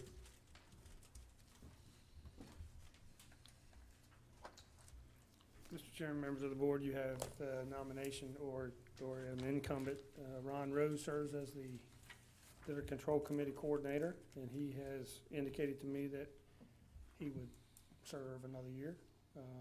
He thinks this may be his last year that he'll be able to do it, but he is prepared to do so if the board so chooses to appoint him. He's done a good job. So moved. Second. All in favor say aye. Aye. Thank you. Okay. Any other appointments? Mr. Chairman, if I could point out, Mr. Eugene Ernst is Ernst, interested in yes. being reappointed if the board would like to. Okay, so we have Mr. Ernst is interested, the others, of course. I have talked to Kirsten since that point in time, and she is not going to be reappointed. She said she had too many other commissions she's on. I have someone in mind, but I haven't gotten confirmation on that. With that, then I would, One of the, just real quick, Yep. what do we need to do to find a parent representative? And I think for the FAP team, especially since Alicia made comment on that tonight, we might all need to put our thinking caps on and find a parent that is willing to, do this. It would be useful if Alicia would send us a short paragraph on what it does. I'll put it in my next article. well, not only what it does, the requirements of Yeah, yeah. time and And what the, yeah. That'd be a good idea. because it's real easy to go, they'd be good, but if they work somewhere else, you can't be there 5 or 6 hours somewhere, so. Yeah. Okay, well, if we can get that, then we'll see if we can address that. Otherwise, I guess then the only thing would be, nominating Mr. Ernst to be back again for litter control. I'll make that nomination. Okay, all right, all in favor say aye. Aye. Okay, that is done. He's very active, by the way. I should bet you coming back 2 weeks ago. He spearheaded collection of electronic devices at the Ruth Inn in East Orange. And they got a pile of stuff. It seems like every time they have one, I got a truckload of stuff that I gotta give them. My wife drove away with a truckload. I said, I talked to Gene, I said, can you unload this stuff for her? And they said, sure. Yeah. And they did, but, oh my. So he's very good, very committed. Oh, yeah. Okay, discussion items. Planning and zoning GIS update. Josh. It's my pleasure to be before you twice in one night. Oh, come on. Only twice?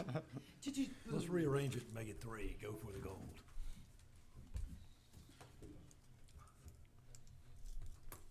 It's logged on.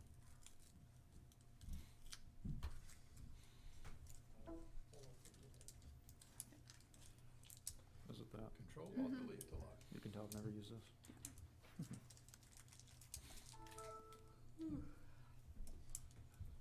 No, we don't We've seen that one. Yeah. Find a new one. I have to admit, I kinda glazed over for him. He was, God almighty, what the hell? Heck, sorry. It was requested of me to update you on our GIS project that began late last year. And we've actually made pretty good progress thus far. Bodies found in California home. That's your GIS project? Yep. Well, look, Finding it- more it bodies? found- it found I some. heard it being used for lots of things, but that's a first. The old dog chased cat.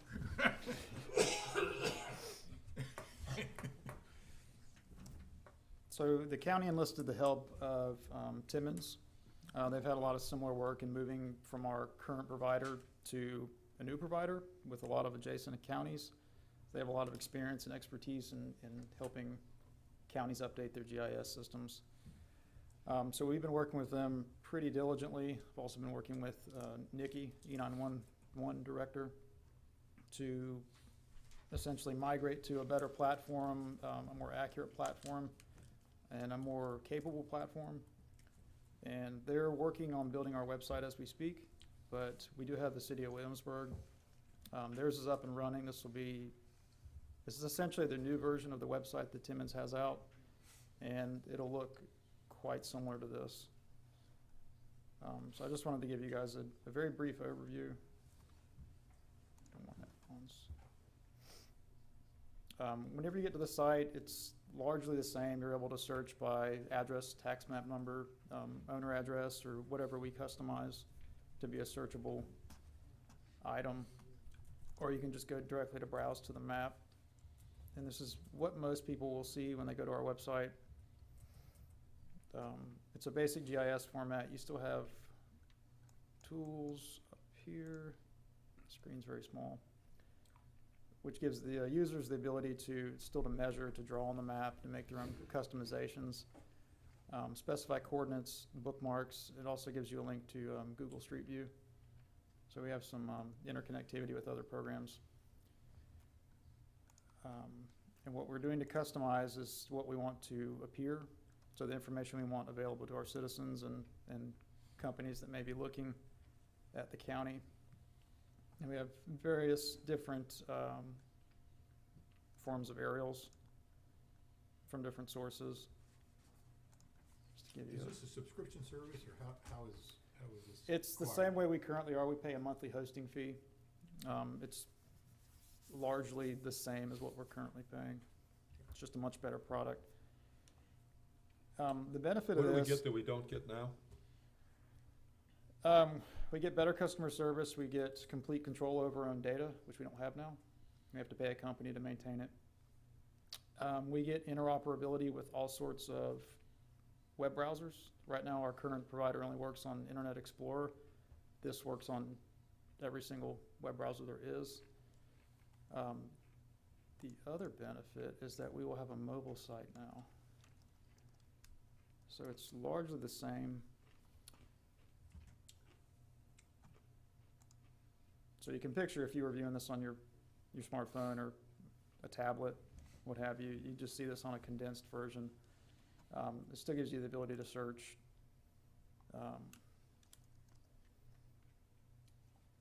Well, I just wonder if I'm gonna have to go to GIS 101 again to. No, it's pretty self-explanatory. They have All right. links to help videos that they've created, they host on their site. And part of this process, once we actually do get up and running, which will be July 1st of this year, we'll go live with the site. Timmons will actually come out and do a 4-hour info Q&A type setup. Where's the data coming from? Are we taking the old data that we had and either updating it or transferring it or whatever? With our current provider, everything that has to do with parcel maintenance, we don't do any of it. We I know, ship we it, pay them to do it. we give it all to another company. They take their time in doing whatever updates they have. And then they funnel it back to the county, and they're just essentially a middleman. So what we're doing is taking all of that and taking it in-house. And What's that process gonna look like? When something changes, either in the commissioner's office or whatever, can we input once and have it reflected everywhere, or is it a multi-step process? or- they'll do, instead of coordinating directly with the current provider, they'll just coordinate with me. Oh, okay. Yeah, it's, Even better it'll, than yeah, government. turnaround times will be a So lot I got easier. somebody to point. Yeah, at that's now. excellent. I like the sound of that. Exactly. Remain visible. Is this going to, is this a later portion of it, or is it something totally different, what MSAG is currently doing? Is that going to integrate with this? No, unfortunately, there's some, I don't know the best way to describe it, Is this going to replace? yes. Okay. For That's- addressing, not for addressing, we had to retain MSAG to do addressing for another year, because we have some coordination issues with our E911. But in the future, Yeah, within the next, hopefully another year, we'll be fully integrated.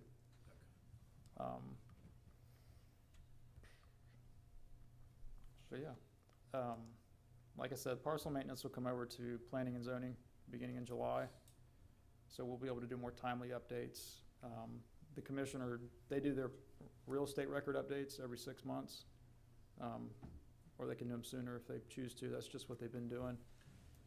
And I also learned that in a situation a few months back where they rely on correspondence between planning and zoning and the commissioner's office, and occasionally, not very often, but occasionally, that communication doesn't happen. And Yeah, it's a people get problem. blindsided and owe big tax bills and all sorts of things like that. So hopefully this will, that's the reason I asked the question about one input, so that then it's, everybody's working off the same data. Yeah.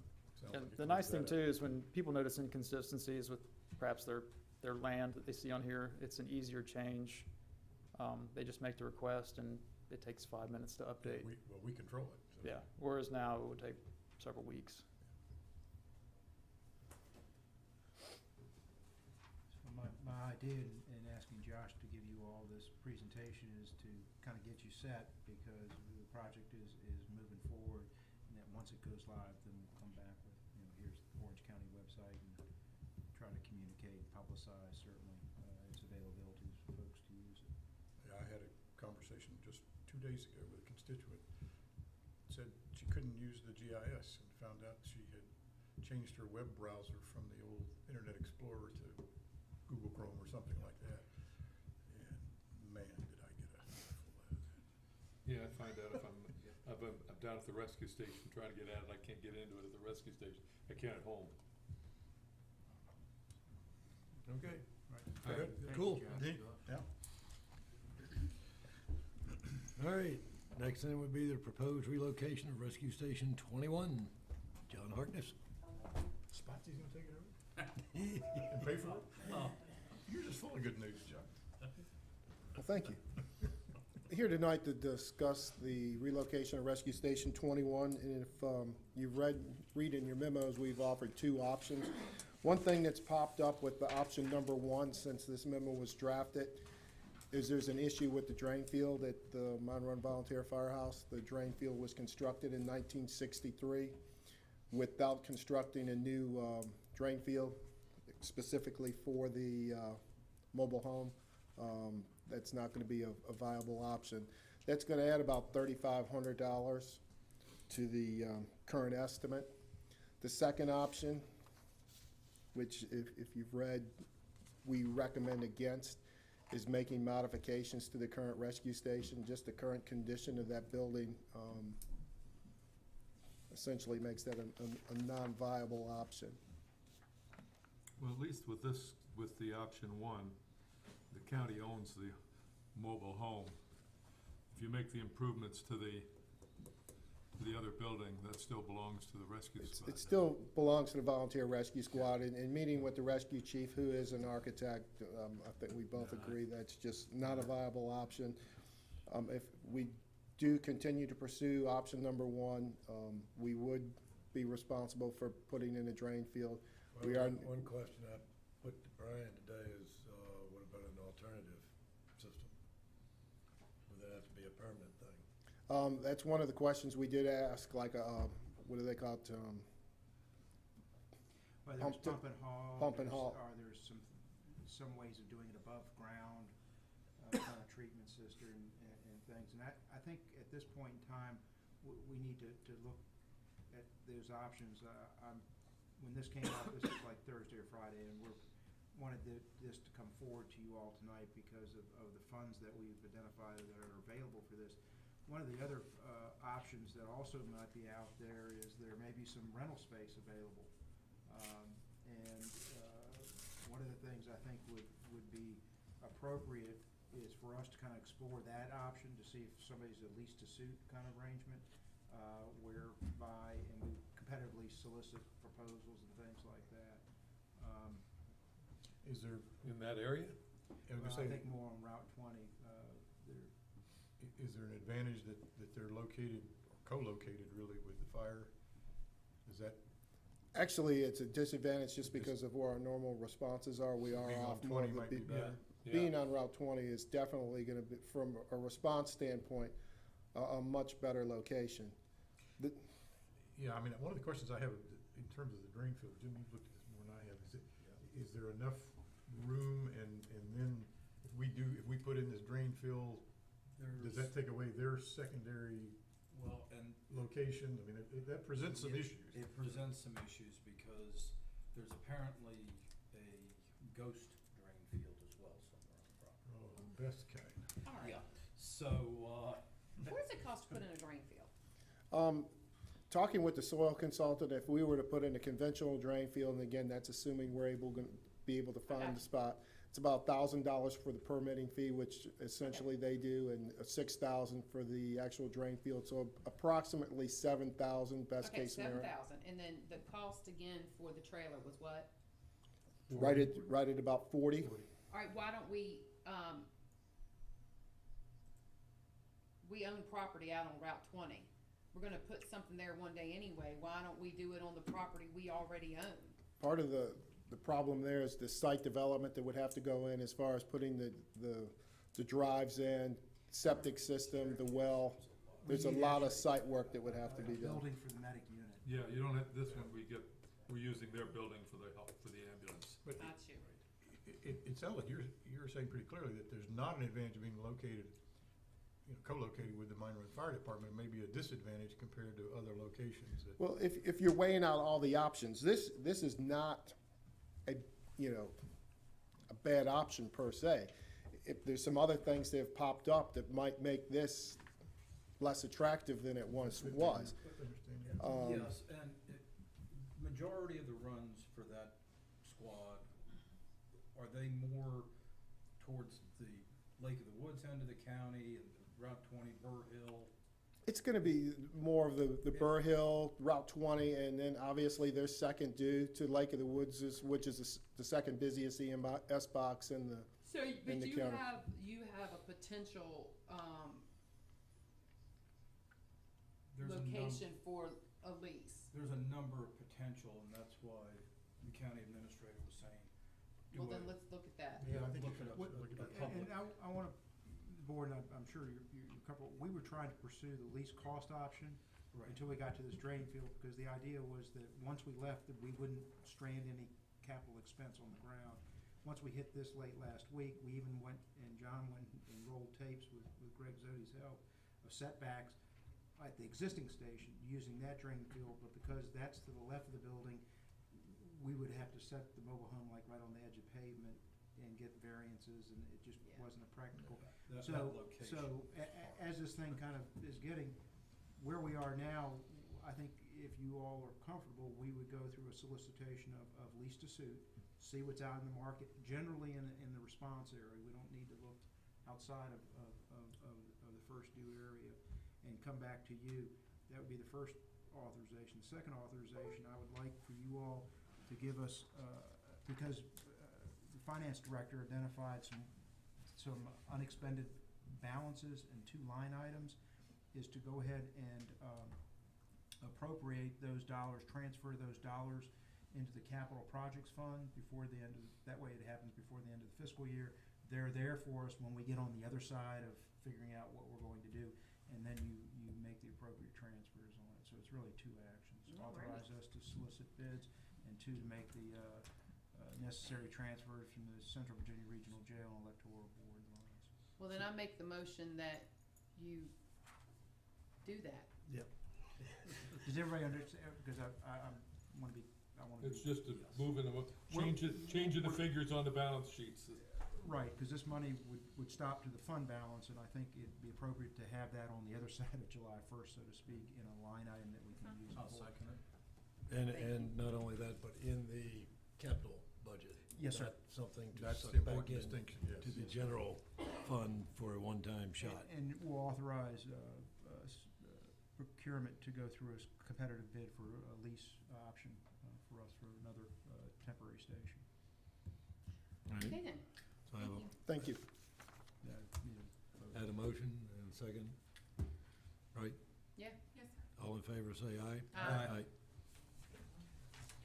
Thank you. I apologize. We thought this was going to go a little smoother until the drain field issue. Well, speaking of going smooth, let's talk about state budget contingency plan. Goodness gracious. Okay. Speaking of septic problems. Um, That's more a no-flow problem. All right, I put a pretty detailed memo in you all's packet that I'm not gonna go over, but to kind of focus this in on what's before you all. We have, the finance director and I have, I think, gotten sufficient input from constitutional officers, the Department of Social Services, the schools, to get a real good handle on where everybody is. I think we would all collectively rather not have to deal with this. But having said that, I think it's appropriate for us to at least to identify for you all a path forward for July and August as a responsible fiduciary thing to do to the county citizens.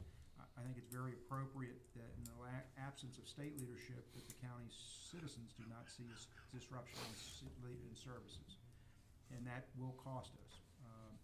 We're thinking with the schools and so forth, it's about a $3 million amount of money. And so what we've put together and put before you is kind of a contingency in that July we'll use cash. We will just take $3 million and bring it in, and we'll have the appropriate budget actions for you all to do that, to keep all the schools, everybody, social service, constitutional whole. Nobody will see a disruption in anything. Then in August, in the month of August, and simultaneously, we'll suspend all capital projects in July.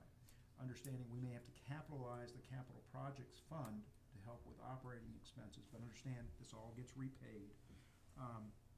And that we'll suspend those in July, and then in August, we'll use some combination of not buying office supplies, travel, training, some of those things that's a little easier for us to stop than start. If it involves public safety qualifications and certification, we're not gonna keep people from doing that. Then we'll also use our capital projects funds and then cash reserves, and we'll come through a menu of how we can get there to get to the $3 million. If we get to September, then we're going to have to look at our largest expenditures, and that's personnel. And as much as I don't want to even start thinking about it, I do have to lay out that we can't go on and continue to cash fund the state's responsibilities. Certainly, we would go through public safety. I met with Judge Boughton today, who sends his regards, and certainly we talked about this, and he said, he's got to continue to keep his courts open, and the Commonwealth's attorney, and it's all a chain thing. So we would start that. The October timeframe, I don't have an answer for you. I just put it out there. It's to be determined. I really don't think I'm going to expend much more energy to even think about. We spent a lot of energy already just to think about this. So my recommendation to you tonight is you can take this under advisement. We'll monitor things, come back at the June 10th meeting, and if, depending on where things are, we have it. If we don't, then we can start beginning the implementation process, at least for budget actions for you. I think at the end of the second meeting in June, or we'd have to wait until July. Between Glenda and I, would figure out the timing on your appropriations to the right line items from your cash reserves. So that's my response back to you in the contingency plan. Question, what's the timeline on capping the landfill? I think they're about, Second week in July. yeah. Okay. If the project's in process and we're under contractual, we're gonna finish those. Okay, Yeah. because that was the one that concerned me, if we had to stop capping operations and then turn around and have to redo, that's quite an expenditure. Yes, sir. No, there's Okay. anything that's under contract that we have to finish, and if there's a regulatory requirement for us to start something, we kind of triage all. Have you looked at, and I'm sure you have, but have you looked at things that we have that you could shut down? I haven't seriously looked at that, but yeah, Green boxes, landfill, I've, Libraries? bus service Well, for the schools, yeah, well, all the very painful things. This is one time where a lack of planning on their part does constitute an emergency on ours. But, yeah, I mean, they're, it's not required to have bus service, not required to have a landfill. Not required to have, but what they tell us we have to have for the state for sheriff's office, constitutional help. Yeah, but try But not that's- to disrupt the staff. That's not where we wanna go, but the question Let me was ask you a asked. question. Virginia retirement system. I'm looking at just the constitutional officers. That's about $32,000 a month. And for the rest of the staff, I mean, is it possible to defer those payments until we get the money back? Well, and that's what we said the last time I said that. There's nobody there to receive it, so why are you taking it? Right, I mean, this is totally unprecedented, nobody really knows whether. What are they gonna do, not give us our money? VRS to receive payment. Well, I mean, yeah, That since is there's, a possibility if we. and it seems to me that would not have an immediate impact on the staff. And it might buy us another half a month or something, or even a week or so. But again, since there's nobody to receive it. You saw the PowerPoint that Bob Lingo had from Social Service, where Legislative Services, the attorneys that work for the General Assembly started out their presentation, we're in uncharted waters. Yeah. And if anybody knows what charted waters would look like in this instance, I would assume lawyers at the Legislative Services. If they're saying it, then, gosh help us. So I think we would get as granular as we could in saving operation expenses. Absolutely on maybe going to half hours on collection sites. I mean, there are ways to get there, but I want to be careful of not expending too much of staff time, because there's a cost. We've already spent enough staff time on to get us to this point, that anything more we start getting. Yeah, when we start shutting down things, though, I mean, when we start, hurting individual staff, say, okay, yeah, you're not gonna get to work this week, or only get to work half this week. That's an impact, and I think that would be one of the further things Well, down the line. I'm not even talking about that, but when you have a building open, the building costs to be open. The building itself has a cost associated with it. If you close the green boxes, which I'm just saying, I'm not advocating, using an example, you don't have the staff there, but maybe that staff does need to be down at the landfill helping out, because the landfill's gonna be crazy. but the green box sites are closed, and you're not taking the trucks out in place. Of course, Yeah. then you're picking, shingles up on the side of That's the road. right. Oh, yeah, there's. So, Still a cost. Yeah, there's a consequence. Hopefully we You don't know, have to be in the there- uncharted waters very long. Yeah. there are things, and I wholeheartedly concur, there are things that, you know, keeping people's salaries going is important, but there are things that we have open that I don't know that they necessarily need to be open.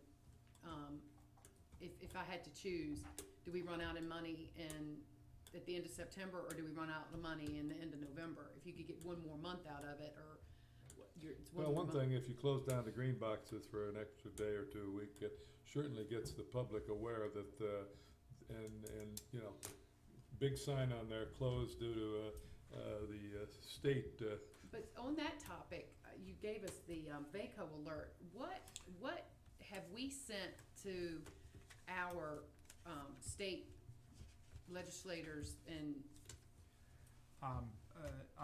There's been no communication from me to the state legislators with your agreement, your permission. I'll send these board reports to both of them, our state senator and delegates, so that well, with they- a letter that says, and we can draft a letter from the chair, transmitting, this is our contingency plan today. Let me first say, is everybody comfortable with what I've laid out? with this prompt plan here, I think this is as good as you can get, and I wouldn't spend a lot more money on it. Okay. And I do this because I have fiduciary responsibility Oh, I know, to you're give you fine. good impacts and adverse impacts as best as I can anticipate them, so. alrighty then. Well, what I'll do is, we can prepare a letter, with the chairman's input to send to both, Senator Reeves and Delegate Scott. Here's what we. And the governor. And the governor. And Speaker of the House. Speaker of the House and the Yeah. Senate Pro Tem, the President Pro Tem of the Senate. We can do that and get that. Tell them we won't pay VRS either. And we're gonna tell our local, stores not to send their sales Yeah, they can tax send it in, too. directly to us. That's right. We'll process it. The other thing, I put the VACO alert that I received this afternoon from Dean Lynch. I immediately sent back this board report saying this was coming before you tonight, so he's aware of that. So we'll do the chair's, letter from the chair to the General Assembly, folks, and this, you don't need any action on it. We'll just brief you back on June 10th. Okay. All right, proposed feasibility study for trails. Brian? Yes, sir. I've got a full agenda for you tonight.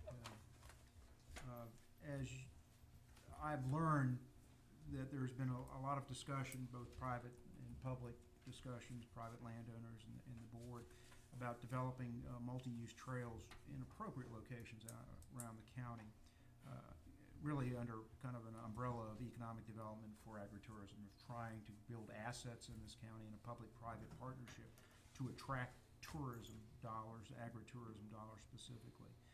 And certainly with Chairman Goodwin and Supervisor Abb's assistant, we've been able to communicate with some principal landowners in a corridor that generally runs from the Mayhurst Inn to Montpelier. And there seems to be sufficient interest among those landowners to kind of take it to the next conversation or next level of what would this actually look like, how it would be designed, what would be the alignment, certainly what the cost would be, because if the county were to pursue grants, these are all information I think that would help better determine whether we would pursue such a grant as a board or as property owners. So with that, generally I'm suggesting that with, like all economic development projects, you kind of do a feasibility study, just to even get a little bit more information on the table. We met with some of the stakeholders, and they're certainly willing to offer their property, access to their property for a qualified engineering firm to kind of do a quick reconnaissance sort of the property. And then that would be the extent of it. This was more of a desktop exercise, given and we have 3 very qualified engineering firms on annual services contract, and I'm confident one of those 3 or all 3 could submit proposals. And what I'd like to do is you all's discussion on this, but also some direction about maybe coming back with a scope, budget, deliverable, just to do a high-level feasibility study that we could get some input from the property owners and as well as discussion among the board. So we're talking about any investment with one of our information engineering firms. We're talking about this as an investment. Yes, sir. Because we keep talking about whether or not we're going to expand services, and if we say this is an investment for improved economic return in the future, then I could feel a lot more comfortable with it. Oh, it is economic development. If you bring tourists in to walk around the trails. I know, that's fine. I think, yeah. Well, I mean, can it was one buy of the that. things that we had talked about during the retreat. What we're doing down on the eastern end of the county is the planning and I agree. discussions are appropriate to that area. And I brought up, we needed to be focusing on other areas of the county, and I don't have a problem with that. I No, just wanna I'm make kind sure of that we're characterizing it as an investment. well, I'm also kind of characterizing it now for the sake of whoever's listening to this later on. This is our way of, actively seeking economic development that's suitable for the areas and targeting, and this is that type of thing, on this end of the county. That's fine. Particularly with the properties that are involved. Exactly, and, and this is one of the things that, Brian kind of alludes to in here. There already is some talks with, some landowners and with Montpelier to,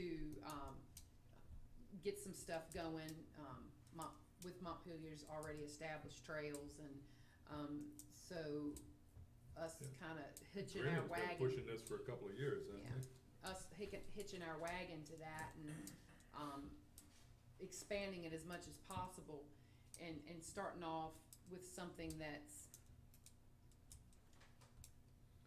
Well, and what this does easily is done, I allow guess. us to actually take a look at what it cost.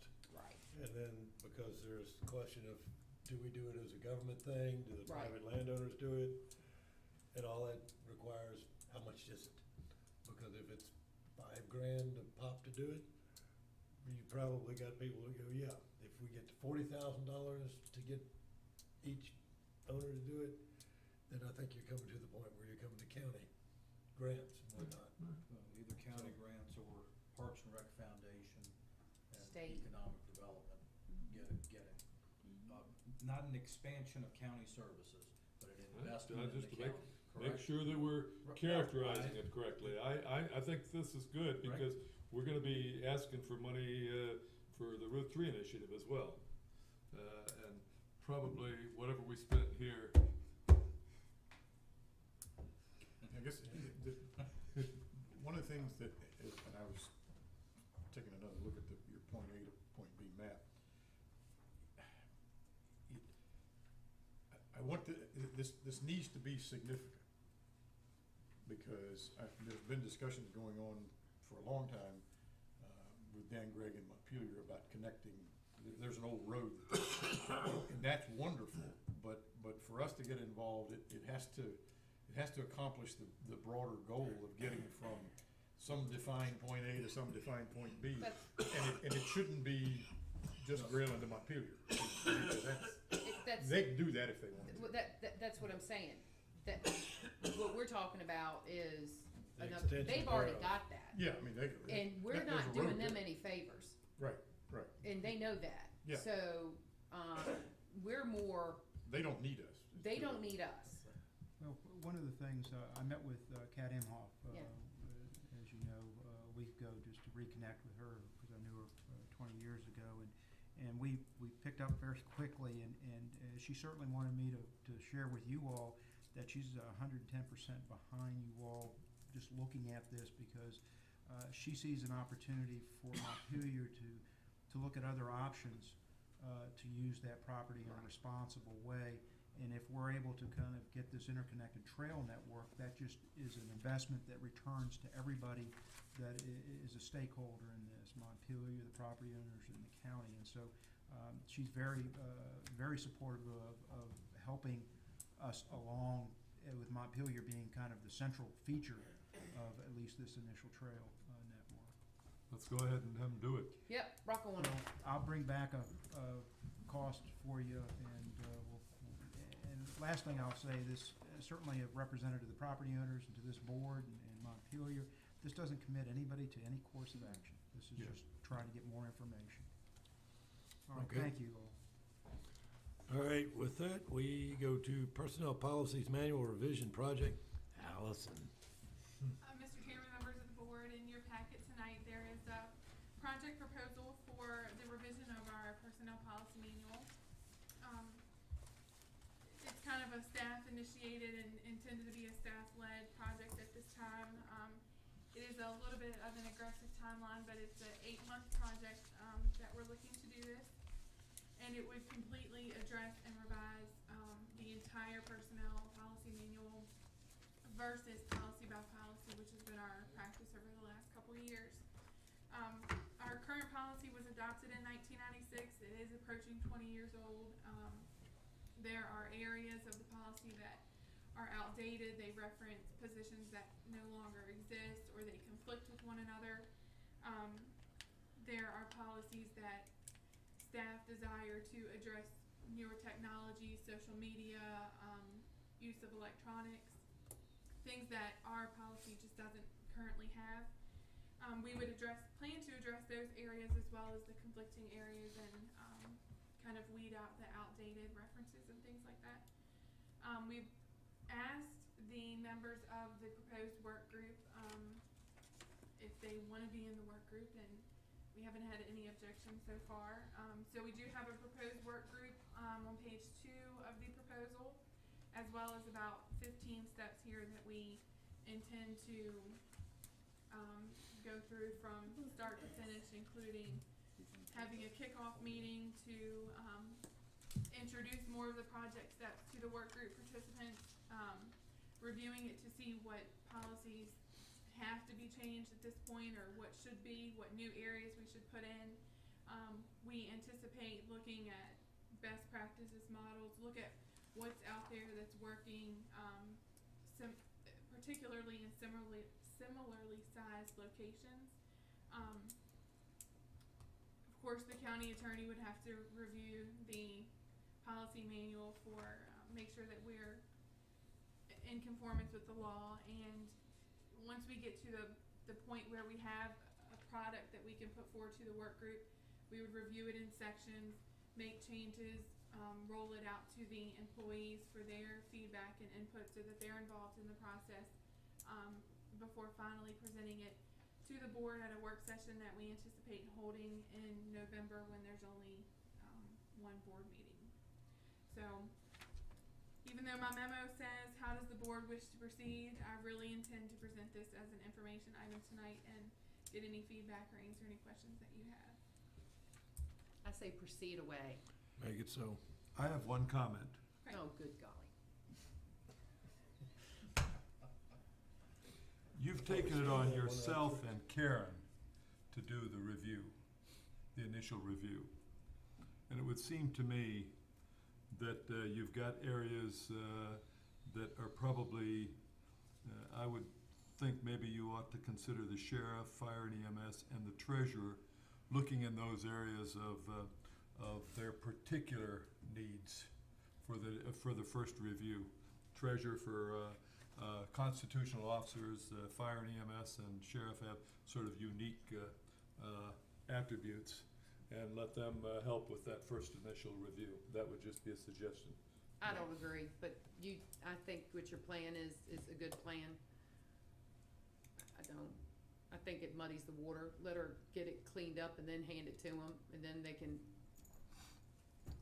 And what we have done, we've mentioned this at, I guess 1 or 2 department head meetings where the group of department heads come together each month, and we have mentioned it at those meetings and asked if there are specific areas that you would like to see addressed in our policy manual, or if there's an area that comes up oftentimes that you feel needs to be addressed, let us know. And so Karen and I have begun soliciting input from the department heads so that we can look at certain areas. And we do have Mike Lacasse from the sheriff's office, as well as John Hartness from Fire and EMS to represent the public safety side.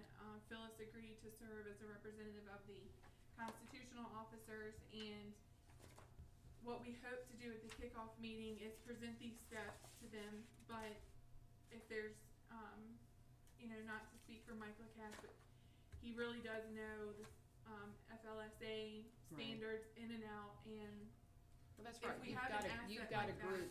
You've Yeah, I got a mean, group. I'm just saying that the first stage where they say, this is what we're looking at and this is, I mean, if you've already talked to department heads and gotten feedback in that way, that's another way to do Are you it. shocked that Allison is on the game or No, something? no, Because that's I'm not. kind of what I'm No, hearing no, from you no, right I'm now. not. One of the things I think She just said she was gonna do all the work, and that's why I figured that. Well, she probably will do all the Yeah. work.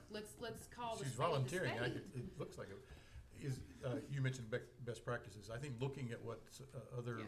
similar counties have done, larger and smaller, is a really instructive process.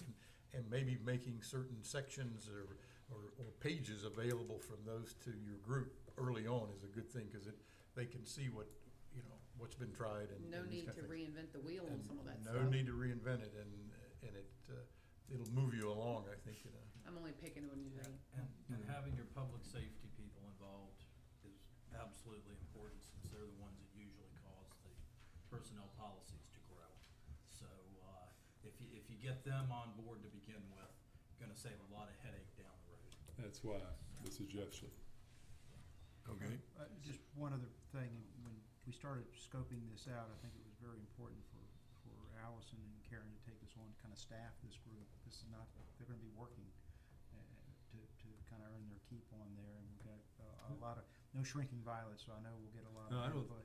Doesn't look like you got timid people on that list. And the other part of it is between the county attorney and then, I'm the chief personnel officer, so I've got to administer and manage this, and so I'll have kind of this review process as we get through it, because right now I'm having to interpret some personnel policies. I know Karen. That don't make sense? Well, it's not that they don't make sense, but if I read one section and then have to read another, then they're in conflict and I have to make choices, and I don't necessarily, it's not a comfortable position if I have to make judgment. Go ahead. So, Next. Go for it, Yeah, be hurry up. fruitful. Let's roll See, on. we were easy on you. Yeah. All right. worried.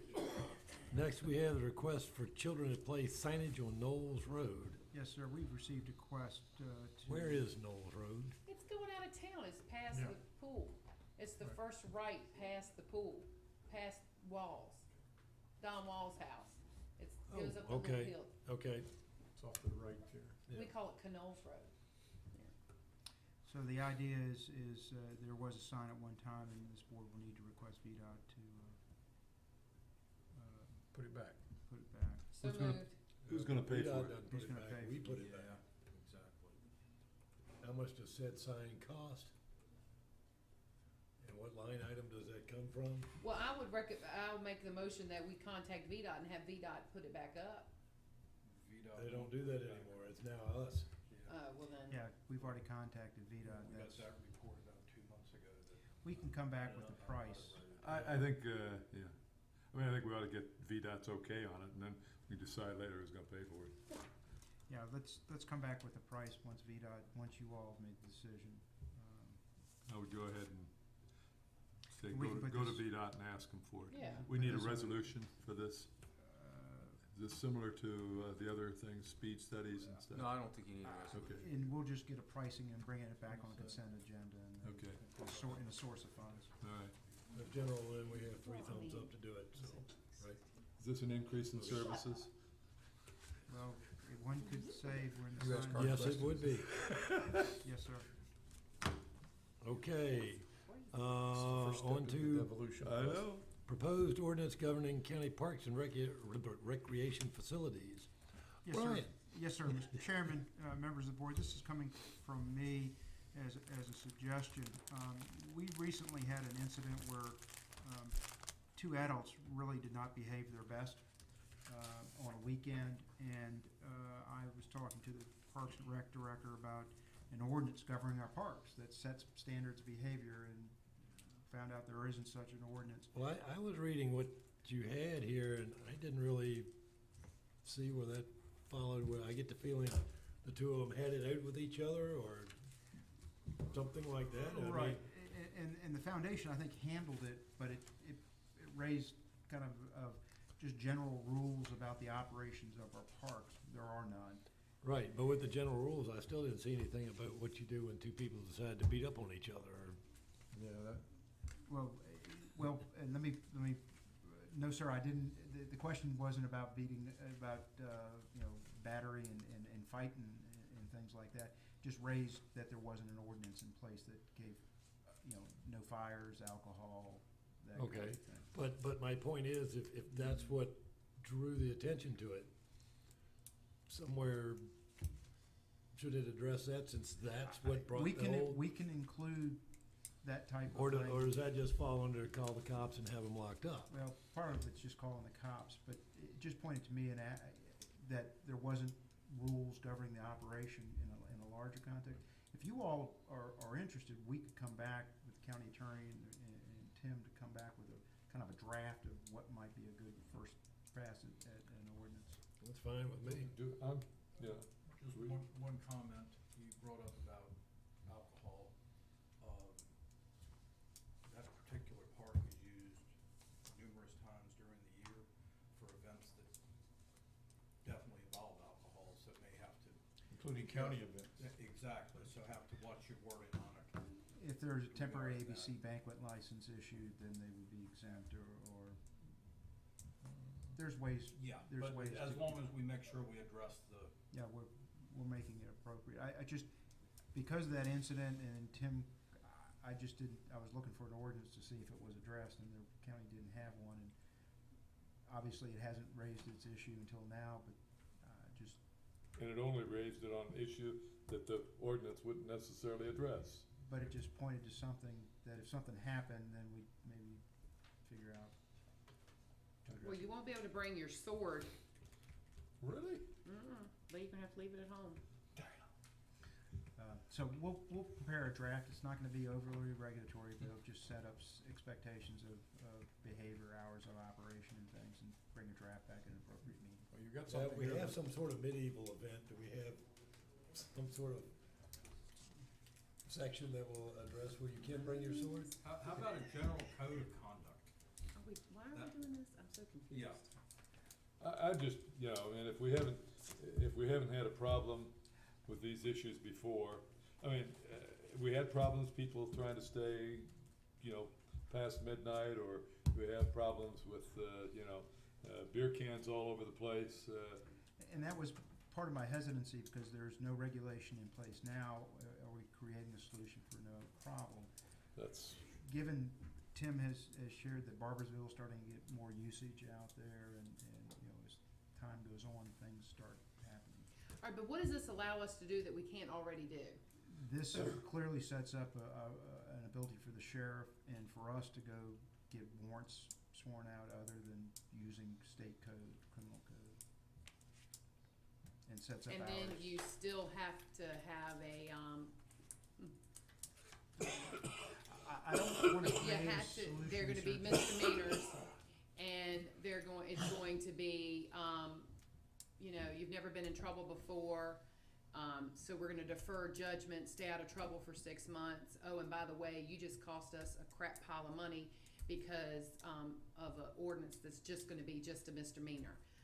Whereas a state code assault and battery, is a felony. So,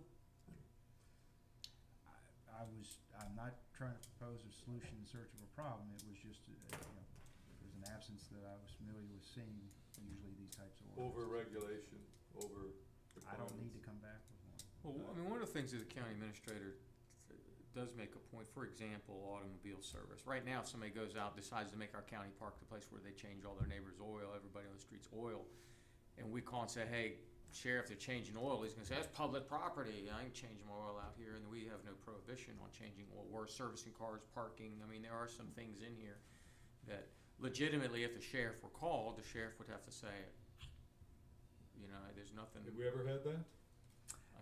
Again, the incident given rise we to will this- now, thanks for putting it out there. So now I know where to get my oil changed, huh?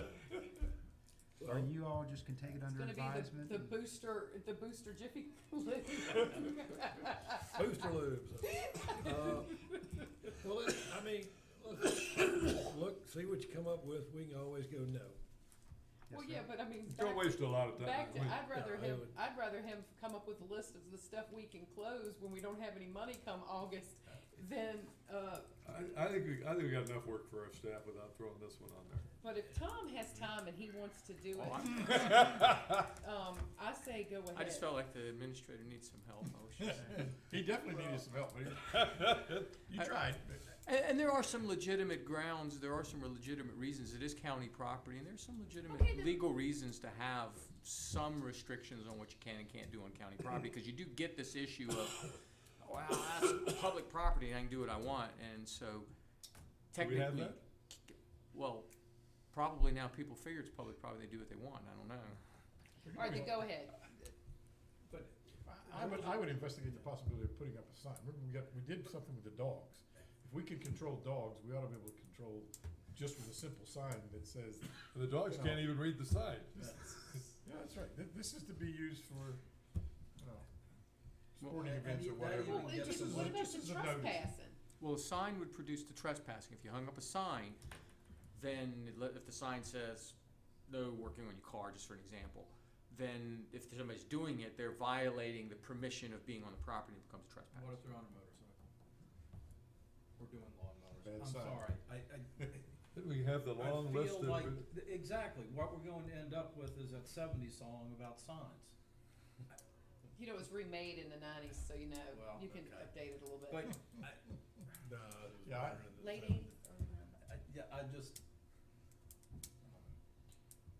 You Let's do can something start it else. by trespassing signs and put closures on, you know, a certain time, Do we have hours now? I don't think so. uh, We don't post hours. dusk to out there. dawn type thing, most We parks. have- Yeah, I mean, I guess if I were gonna do anything, I would consider the possibility of something like that, some hours or, But again, we needed do the we have parks guys out there Yeah, partying past midnight or something that requires, you know, have you had, We have we will had now. complaints? Okay, How about we do and I, How about we wait for a problem? yes, sir, and I can follow that direction very quickly. How about in I your second spare that. time, if you come up with something, you know, and if you've got 100 projects, this would be project 101. So, Or just hang up a simple sign, no unapproved thing on County all property. county activities park must be property. pre-approved. You don't have to tell them what the hell it is, just nothing unapproved. Only acceptable behavior is allowed. Okay, and the intent was just to bring this up to get some idea, and I got the idea, so Were we clear on this? yes, sir. Yes. Okay. Moving on then to the last one, direct deposit, Yes. policy. just real quick, we were kind of having a little conversation prior to the beginning of the meeting this evening, and I asked, you know, when are we gonna stop getting mailed our direct deposit stubs? And I specifically remember when we talked about this new payroll system, that we all had a discussion or Jim wasn't here, but we had a discussion that, well, actually it was before you were out there, cause it was the last budget. But, we were talking about one of the benefits of going to this was everybody's gonna be on direct deposit. We were going to, stop mailing the stubs. You know, we have the capability now for people to either have the stub emailed to them or, do like a e-pay kind of thing. They can go into a secured site. And I asked her, I said, well, when are we gonna do that? And Glenn was like, well, I thought we had established that, but obviously, not definitively. obviously it wasn't definitive. But I think I would like for, staff to, look into what would we need to do? Can we do it? I'm thinking we can do it because other counties have done it. But what would it mean and how would we need to go about doing it for, you know, starting it as quickly as possible? Because this is one of the things we went to this for, because it was gonna be a cost savings. While it's not a lot, it's something, so. I'd say pick a date and do it. Yeah. How about Pick a date, let us know what it is, start informing people Well, to do it. Glenda had provided a memo that had been prepared several years ago, and I just read that during the break. The way the state code reads, there's this cutoff of whether you can make employees hired after a certain date, mandatory, or what happens when an employee happens to be hired before that date. I think it's 2009 or something like 2010. that. 10. And so let us kind of make sure there weren't any changes to that and come back to you at the June 10th. But I'm certainly agree that if there's an ability to reduce the paper and the labor that it takes to generate that paper, then it's a cost. Yeah, because I would be curious how other people do it, because other people do it. The state does it, surrounding counties do it. My company doesn't. And you might be interested in knowing our last pay run, there were only 13 people that got a paper check. And I believe some of those 13 people are retirees, right? And so, to receive Social Security, you've got to have direct deposit. And so I don't know why it wouldn't be possible to get those 13. All right, but then you're stopping sending the stubs. Right. And then you don't need to look into that. That just stops. We're gonna have to set up. Okay, How about if we come back on June 10th and tell you That'll work. what we're gonna do and how we're gonna do it with Good. the stubs and the I think we Works could for me. do it with the general idea that if we can do it, we're going to do it.